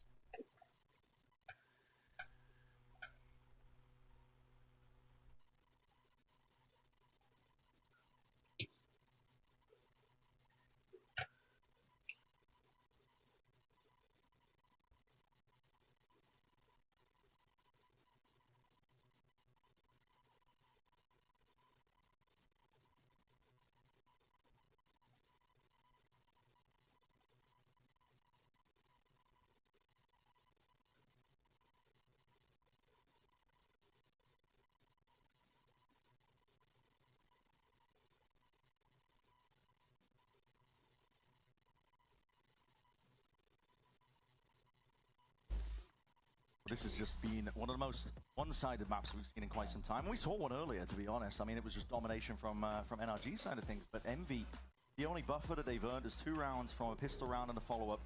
Since then, MIBR, even in rounds where they weren't in complete control, let's be honest. I mean, that final one, round 12, was just electric. And goes to show, I think, the level of quality in terms of just game plans that MIBR have. They have a firm understanding of how Envy want to play. They're constantly working them, playing a fiddle, making them dance to their tune, but when it goes awry, player quality can back it up in rounds like that. Yeah. In order to be considered a super team, you have to have many, many players, if not all of them, who can take over a game and just win you a round out of nothing. And I think you're seeing it. You're getting a demonstration of it right here. Envy are not expected to be a bottom-of-the-barrel team in Americas. I mean, they've already won a game to get to this point. And MIBR are treated as if they don't exist. They are a fly to be spotted. A mild annoyance on a path to Santiago. Raring to go here, Kesnit. Like speed up towards the link. Verno, but slowly gearing up to get themselves into a bit of an A split. Could be meeting potentially their match though in the form Zekken. That's a paranoia ripped off. Frenzy running, gunning. Verno is going to be ISO'd into this spot. Exter, okay, just essentially solo pushing, but with the reveal inside that smoke. Zekken trying to reposition, but he's missed the timing. Rossi doing a number on him. Aí o Rossi foi como? Na maldade. Not a lot to play with. Sharp shooting is have to be ordered up. Not enough health to play with in a spot like that. Envy needed a round like this. 2v1 Tex. I'll be doing it to him again. Dashing away their hopes. Angle Inspire. Trying to play off center. Not cleared. Crosshair placement not there for Tex. So another pistol round. Potentially give a bit of breathing room. Envy win double pistol, but they are still 7 rounds down in the map. This is just silly. This was really silly. So I mean, Rossi did a good job dueling inside of the smoke there, and then just completely timing Zekken. It's the knife. You have to laugh, don't you? You have to laugh if you're Rossi in that spot. I mean, you have no other options. The other option is imploding. Yeah, exactly. Up through mid here, MIBR on the weaker buy. I take it together, see if they can catch a straggler. One player just left out from the pack. And had flash, they do reveal quite a bit. That might be heard by Exter, so he's going to be back. Has to be, okay, has to be worried potentially if this one, sharp shooting, but he's way out into the open. Mazzino happy to trade that one out. Side gain though, Envy onto the plant, and they're immediately certain themselves taking a bit of deeper map control. A couple of players would die to a single shot from the apple here. Pop in and Inspire on light armor. Overall, Envy's positioning and the fact that they've got down to a genuine question, do you want to fight this as MIBR? Oh, it's 4v4 and you have an outlaw. Really want to allow Envy to get up to ult. Not expecting to get too many opportunities. Rather die to Spike. Let Aspas have a look. See what he can hunt for with that outlaw in his hand. That's a kill. Hold on, they want to go for it now. That's opened up the floodgates potentially for it. That's a smoke forwards. Get onto the spike nice and early, trying to drag these players out into the open. Envy have got it controlled. Goal now just being trying to survive that spike, and they've been pulled into a spot like that. So yeah, that's actually really big value for MIBR. Yeah. Might have looked a bit. Getting 4 rifles out of hands, 4 weapons out of Envy's hands. It's huge. I mean, there's no bonus round. Would you even want to be taking a bonus down 4-10? I don't know. Maybe you'd want to be forcing up into it. Now the choice is ripped out of their hands, and Kesnit's coming. Lucky. Exter's coming in. Spectre, you know, it's not good, even though they're forced. Bit all over the place. Force, I mean, 2 of your players are already forcing. Master wants to play this towards A main. Posturing, perhaps, at the players. Did this on the second round as well. Kesnit's deliberately jump onto somebody's head. Next one plays. Yeah. Attempts to potentially float in, but look at that, just peeling all the way back. Tex doesn't want to overplay. Side control. Playing fully off for the retake here. On Abyss as well. Tex's job is just to hold down elbow control. He's going to be tested again. Short in form in terms of that util. Just a dry peek and dry swing. Exter wants to have a go at things underhand with that flash again. Rifles though working out. For one. Paranoia, next level of it, nearsighted. Rossi chooses to commit. Rossi did get the one. Texto dominating. 4 kills, 8 bullets. Clearance into the corner. Kesnit denies. Kesnit comes alive. Forwards again. Good chance for him. 1v1. That's what they needed. É o que a NRG precisa. Precisa de um gás, né? Mas, né? O MIBR não pode perder assim tão fácil assim, não. The fifth on the board for Envy. Tex almost aced. Cleaning them up. I think the game plan does make sense here. Just not expecting Kesnit to win a 1v3. Aquela bang ali cobrou uma zima. Playing for retake quite a lot because they Que know ele that se autobangou. pushing post back. They're just looking to hold. No. Defenders are not going to be rotating over to LB. Envy timing.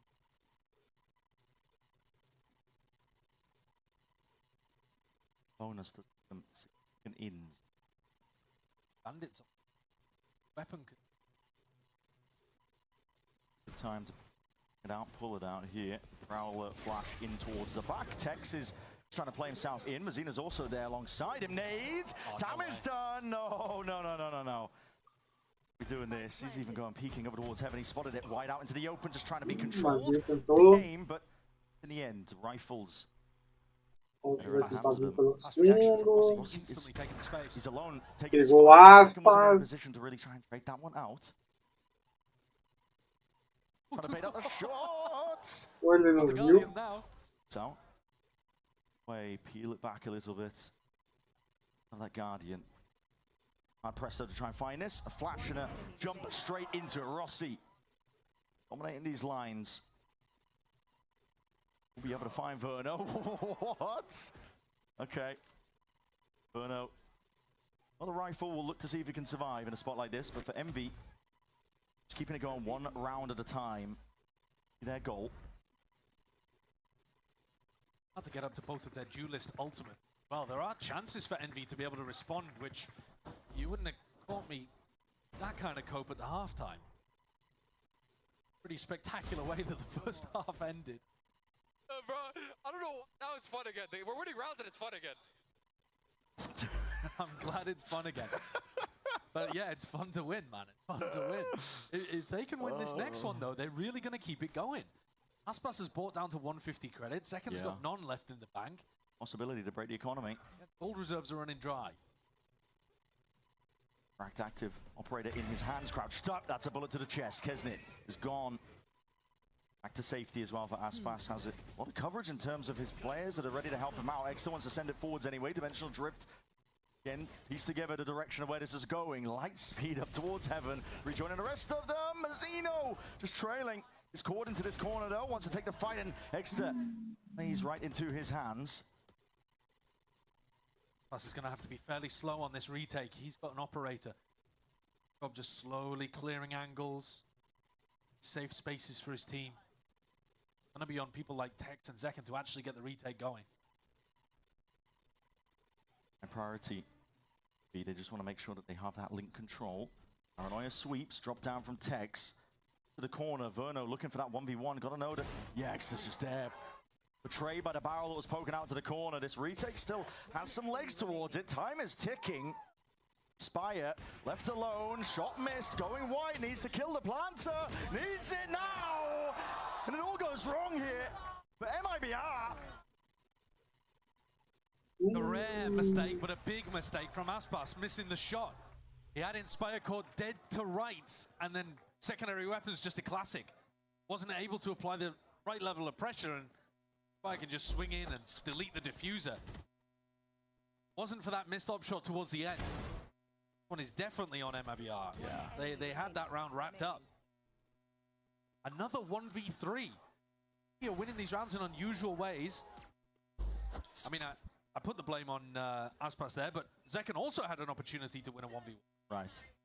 So both of them, to be honest, things slip slightly. Envy clawing their way back in. They'll take it one round at a time. Does look doable at this point. But leader rounds that MIBR had, they've managed to drag it just down to 3-round deficit. Big ultimate got picked instantly in the round, so no opportunity to use that Waylay ult. Now they don't have to worry about Aspas op. Take a look at. To be honest with you, what's for MIBR? Do this with 4 rifles. I'll make a go of things over towards B, but that is where the pit is placed down. Alt. Looks like that might be the goal. Yeah, here it is. Convergent paths. Snakebite. Rossi's going to be TPing all the way deep into behind enemy lines into the spawns, sowing a bit of chaos. Trying to take these fights. There are smokes on smokes. Verno really isolated with movement like that. How is he living? Just beams Rossi down. He do so much though from a spot like that. He buys time. Actual seconds. Now getting themselves back into position. It's a 3v3. Weapon dropped in heaven might be available for Zekken to pick up. Especially if these Envy players are carrying inside a pit. Yep. Pit. Really difficult to see through, but again, it does give hard to just walk out onto site here. Not playing for the better weapon. Paranoia. Connection, at least onto the one. Pass onto the flank, just offset with the movement. Kesnit wins that out. Critical 1v1, and now can just dominate that main position. Envy up to 8. And MIBR's economy will not be able to hold on now. They are definitely going to get knocked down into a low buy round. This is genuinely on. 6 rounds in a row. No stopping. MIBR are forced to take a tactical timeout. At this point, what they're going for is genuinely not working. Envy have come out with some really good responses. The way that they cleared through the pit was pretty beautiful. Make use of the Waylay ultimate. Get deep in there. You know that the Viper's going to get caught in it, or at least expect he's going to. Right. Extra sitting duck. Back timeout being. Look at it, not so much Rod to make adjustments. Give time for Verno to make. Battling off the instructions. You know, we know him as quite a quiet player. But he's a quiet person, but I don't think he is a quiet player. Exactly, yeah. It's kind of counteracting it, to be honest, because he has a lot to say in terms of what's going wrong for them. Such an interesting dynamic that Verno, the least experienced player on the team, is the leader of the IGL, giving out instructions. Incredibly experienced. Legends all around him. But when you look at what MIBR were capable of last season, and you look at what Verno individually is capable of as well, and the trust that Aspas has in him, yeah, makes sense. At the moment, though, a serious struggle. They do need to change things on the defense side, because this is 6 in a row that they have lost. Are they going to make the adjustment in this round? Probably not, because this is just the eco, you know. Fight this one out, have a slightly different plan, but to the next round, round 20, that's where Verno and Fraud have cooked up. Sheriff and Bandits ramble together a bit of a bite. There's damage done. Hold on. Flash and a peek in through mid. Knife as well. It's going to be connecting onto a multitude of players, so noted footsteps. Sound made. Are alone with the spike. The spike, yeah. Very forward position. There's no way you want to. I think we've seen the team go for 5 bandits. He wants to go for this. He knows it's a close drone. Saturate is good though. Peeking into it. Aspas low enough. Saturate's not really doing too much. It's good. Diligent. Envy making sure that they leap into this one and take these fights together. On the same page the whole time. That's crazy. I thought that was one. 2 left. Xeno and Tex. Envy, I think, have done the hard work at this point, getting through. Both of you. Your round win equally wrapped up. The only trailing by. Exeter wants to be optimized details in a game. Come back and it feels every round's difficult. Yeah, you're just barely keeping your head above water. Theory. This is all online. That's crazy. No way. It's not going to affect the round outcome. No, they're just going to be going down to the spike ideally. Hold on. Bit of a realization. Damage done. I think it matters for the economy really for Envy. Yeah. Exeter doesn't have that no way. So what is the adjustment going to be though for MIBR? Timeout was taken. This round in particular. Retake on B setup. They've been punished quite a lot. Not really, just in terms of trying to group up. Yeah, I think B looks a little. I think they want to be playing it for retake quite a bit by the look of. Same time, winning a lot of 1v3 situations, 4 situations. Rounds going. I really need much about minimizing those. For the operator, might be gearing up to take a fight here. With that Prowler unnoticed, Aspas. Back up, doesn't have that refract popped off, but a light speed gets out of there, just off that initial pick. Zekken, also with a reposition, got to fire it off. Zekken holding it down towards elbow. Absorbs most of that aggression. TP. There, Hunter's Fury into the corner. Good tags, good connections. Rossi left to his devices, left to do it all. But this time it's MIBR slamming that door straight in their faces. That one looked very easy. Neat reversal of fortunes for MIBR and Envy. I love the positioning from Aspas. I think he plays that round absolutely beautifully. He takes a passive line at the beginning, really safe and cautious, so the Prowler misses him, completely out of range, and then he creeps forwards afterwards and grabs the easiest kill onto Poppin. I wonder if that reaction from Poppin is proud, like as he dies.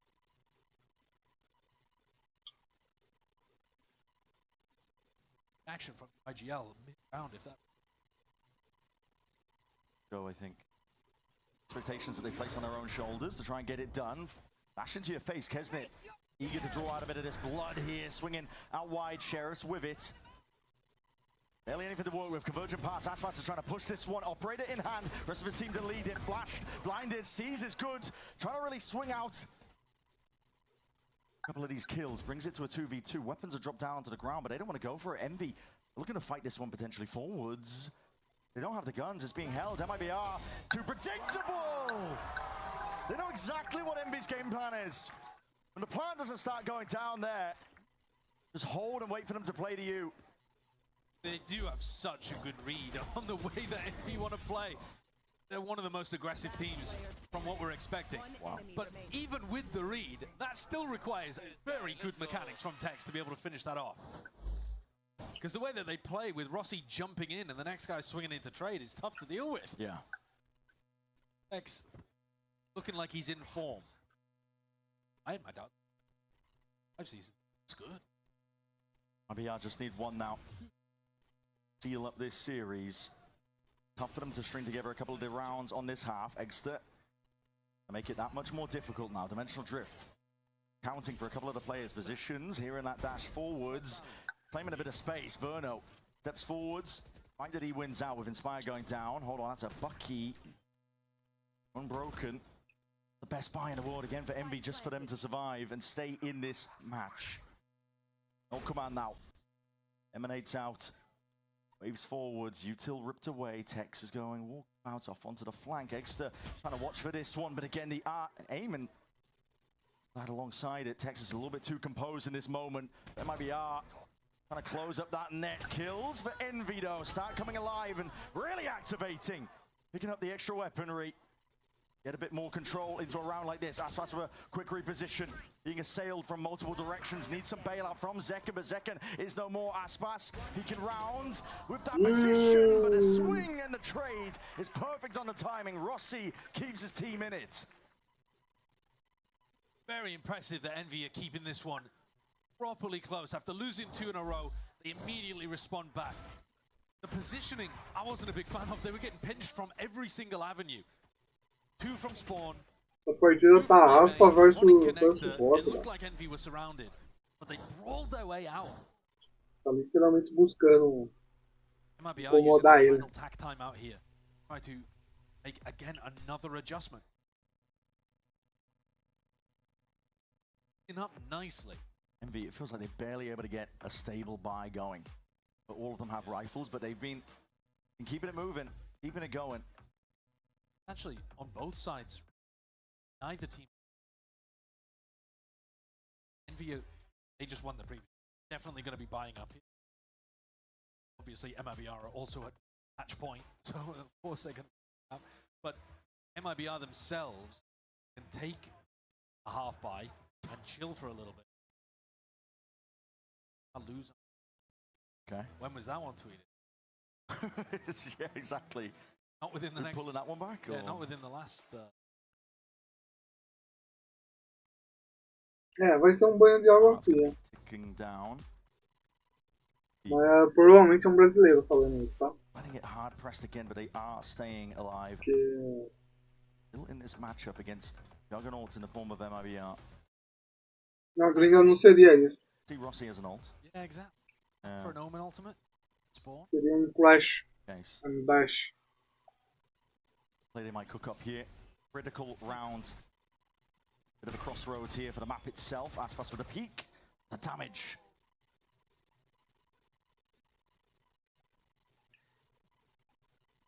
Make that one back.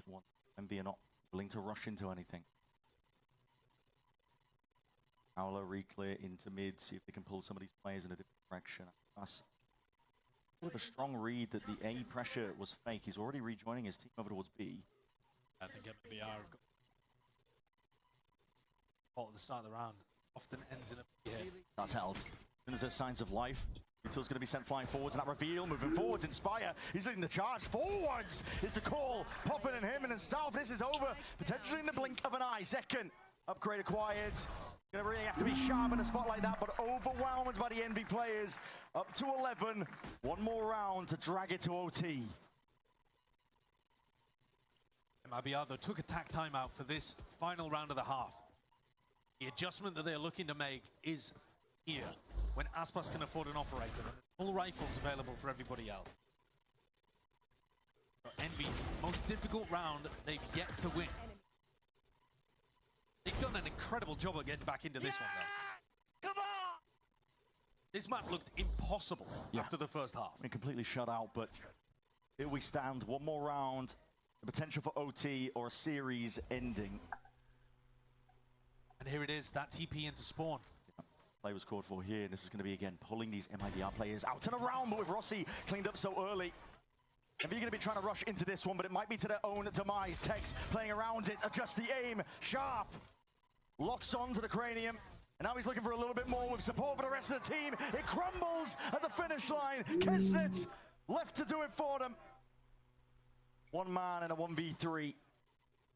Won an enormous round for them earlier on with a Bucky, but this one, even with the better weaponry, I think is looking much tougher. Doesn't have that position on site. He's not going to be overlooked. Hunt isn't. Like this. On the brink, the precipice of just dragging it. Extension, the most tantalizing. They rush into it and leave Kesnet in this spot, a 1v3. Just the main, but there's a smoker alive. That's it. Zekken locks off that lane. Isn't it forced to now take a peek through? Verno might have just spotted that one. The angles to be fading. Needs to be sublime, needs to be unreal, near sight in everything away from him. Many senses, but he has to rely onto the aim. Saturate is good, and Aspas a little bit better. MIBR, they take it 13-11, heavily tested. Heavily bruised, but they do find it cleanly enough towards the end. 2-0. That final half, I think Envy can be proud that they came back into the game, but got to remember that Abyss and the first half were complete dominance from MIBR.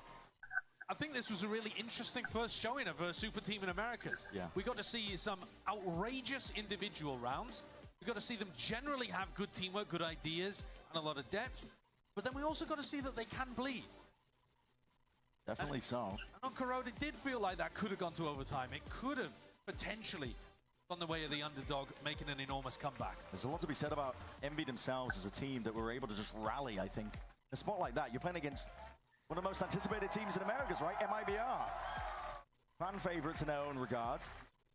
They didn't give up hope. They were able to really press them all the way to the bitter end. Ultimately, MIBR were able to find a way through. 13-11 being the finish towards on Corrodes. They can take a bow, they can move one step further forwards in this upper bracket.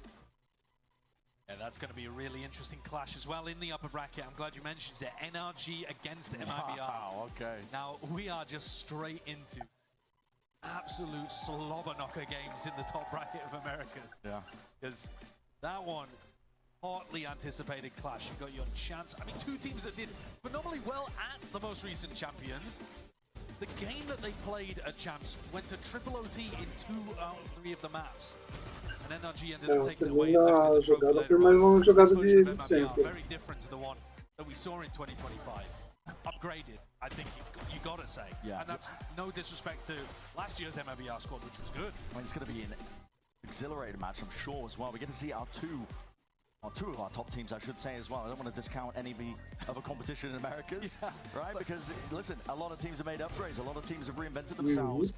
Everyone I've been speaking to has said that Americas is essentially like condensed almost. There's not really any bottom feeders anymore. Mano, sendo sincero, Hyper competitive. It's one of the best seasons we've ever had in VCT Americas. a Envy vem no plano de jogar no erro. Ela pegou o mapa que ela gostava. E, literalmente ela provou que ela consegue jogar no erro. Só que a MIBR, querendo ou não, ela não tem só o mapa. E muita gente esquece, tem hora. E não é só a MIBR, tem uma Zina nessa história. E agora tem um cara que veio pra somar muito, que eu tenho. E literalmente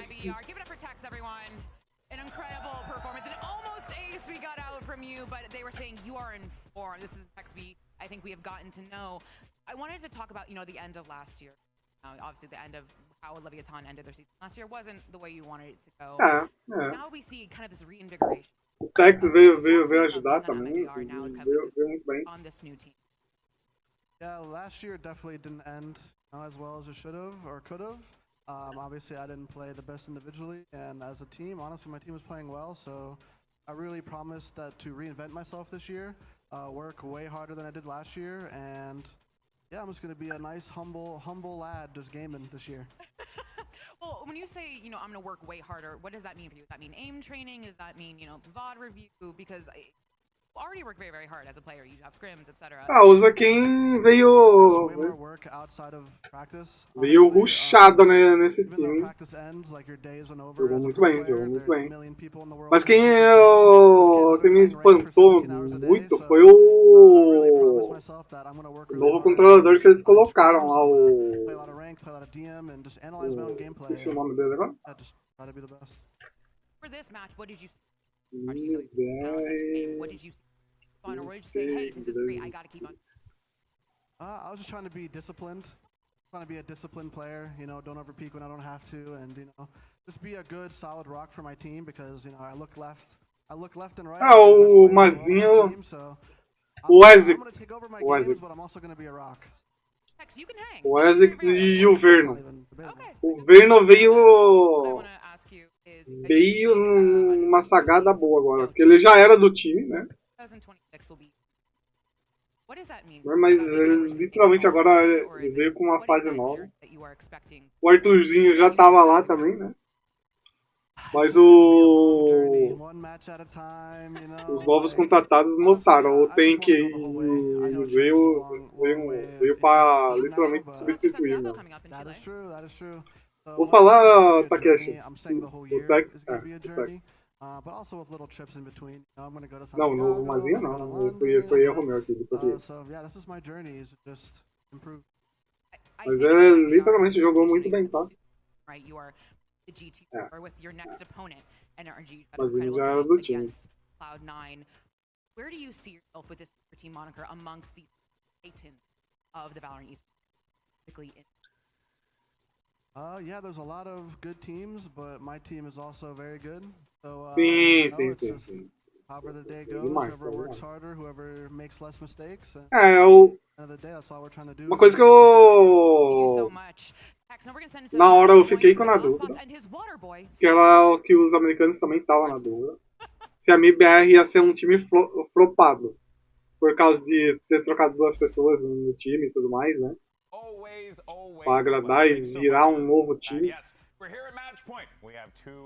Então, não parecia, mas vieram.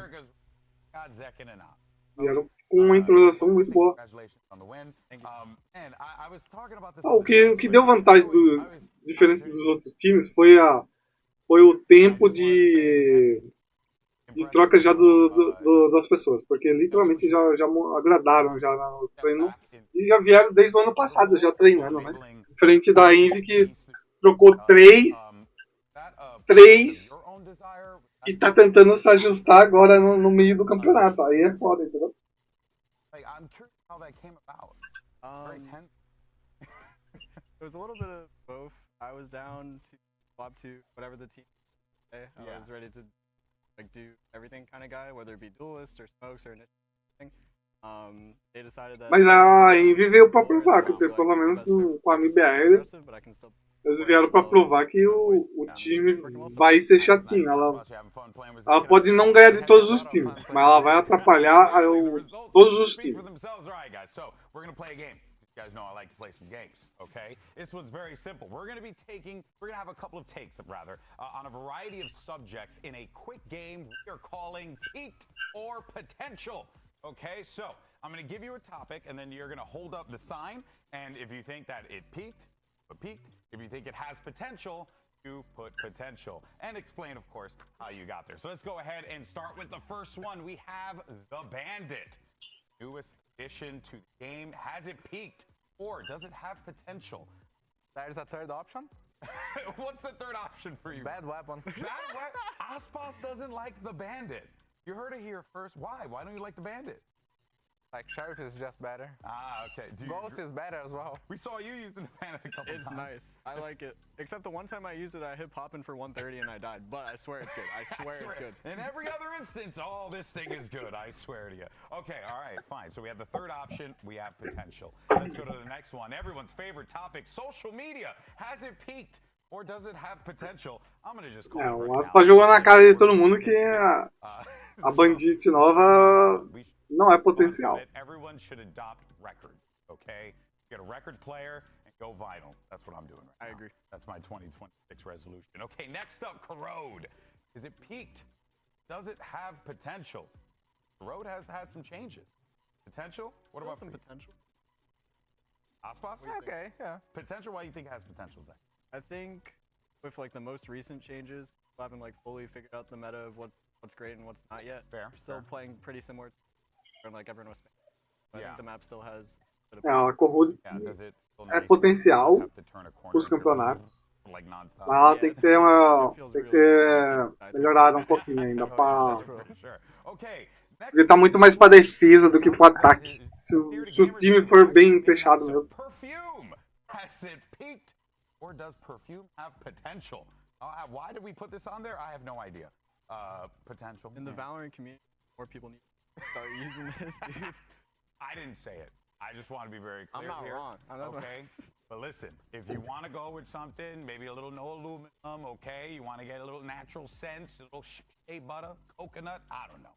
In any case, let's move forward. Next up, we have Breeze. Brought back. Old. How do we feel about it? Has it peaked? Is it peaked now? Or does it have potential? Aspas, hit me with it. First Breeze was the best one. There's no house anymore. If there's no house, it's not the same Breeze that I know from before. You don't feel like that beach is your beach, right? It's not the same. It's not the same map. The waters don't hit the same way anymore. Yeah. What about free? Feel the same? No. Aspas is the only person that I know that misses halls. I love it with halls. I miss halls so much. Halls that you liked so much. Best place, like just you start a ranked or a tournament, you can go house. Yeah. Out the 24 rounds, and you're gonna have fun in there. You're gonna fight someone 9 times out of 10. And the best part is when you buy an Alp or Outlaw on house. A versão antiga é muito boa. Mas a mudança não foi potencial. Have they peaked or do they have potential? What is Zoomers? The youth. Kids. Young players. Young players. Young players. Oh, wow. I'm going peaked as well, just for the old heads out there. Well, why do you think that the Zoomers have peaked, Aspas? I have no idea. Like, depends. How much you are saying about like being a Zoomer? 18? Yeah, like I would say what would be the age range now? It's like I would say 18. Yeah, 18. Like, 18. I think the guys with 20 more not going past 25. They are better than the ones with 18 for sure. Hey, you know, you're wiser, you learned more. Do you feel like you're a better player now than what you were back then, both of you? Yes. Oh, for sure. Yeah. A lot better. Man, look at that. You heard it here first. Practice, time, wisdom. Somehow manages to pass that. Now, here's our last one. Aspas, concordo com o Aspas. Isso, assim, o problema não é o potencial, é o quanto de experiência você vai ter.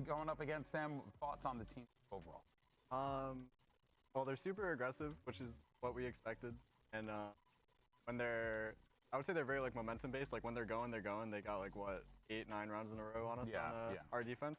I think they have a lot of potential still. They're still like Kesnet here off like the flight, so they have a ways to go, and I think they'll get a lot better as it goes on.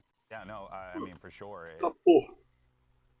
Them they're high when that match against, but of course we'll see more of them as they progress in the bracket. Speaking of, let's actually take a gander at that and the current bracket and where we are. Teams starting to fill out the middle as they fall one by one. MIBR though will be moving on to face off against our world champion NRG. Amanhã nós tem que qualificatórias de... I don't know if you had a chance to watch them earlier, but they look...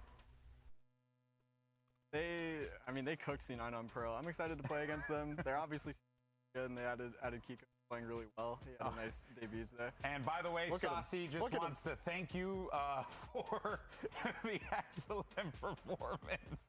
I wish I could rub his head right now. Yeah, right. Exactly. Same here, actually. Here.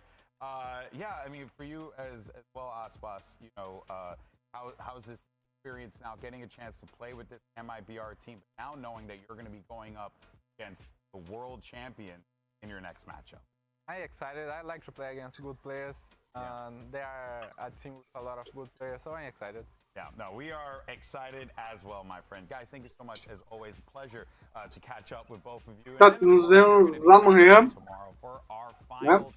Obrigado a todos. E hoje eu vou terminar a live um pouquinho mais cedo, porque começou a chover aqui e tal. Né? E obrigado a todos que estavam aqui. Né? Então, obrigado por todo mundo. Começou a chover aqui, eu ia até puxar um vavazinho, porque eu fiquei empolgado. Mas, né? Nos vemos amanhã, então. Tá chato. Beleza? Amanhã às 8, tá? Amanhã às 7 de novo. Amanhã tem Fúria, porque ganhou hoje, né? Já vamos fazer a partida dela amanhã.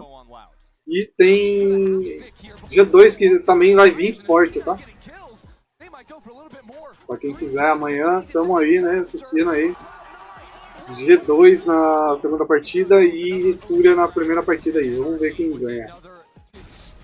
Falou! Obrigado a todo mundo que apareceu. Obrigado ao Takeshi por ter aparecido. Mano Evas, obrigado pela raid, filhota.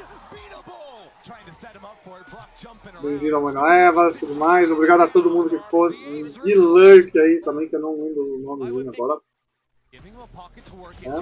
Obrigado a todos. Obrigado ao Ju, ao Louco que estavam de Lurkzinho.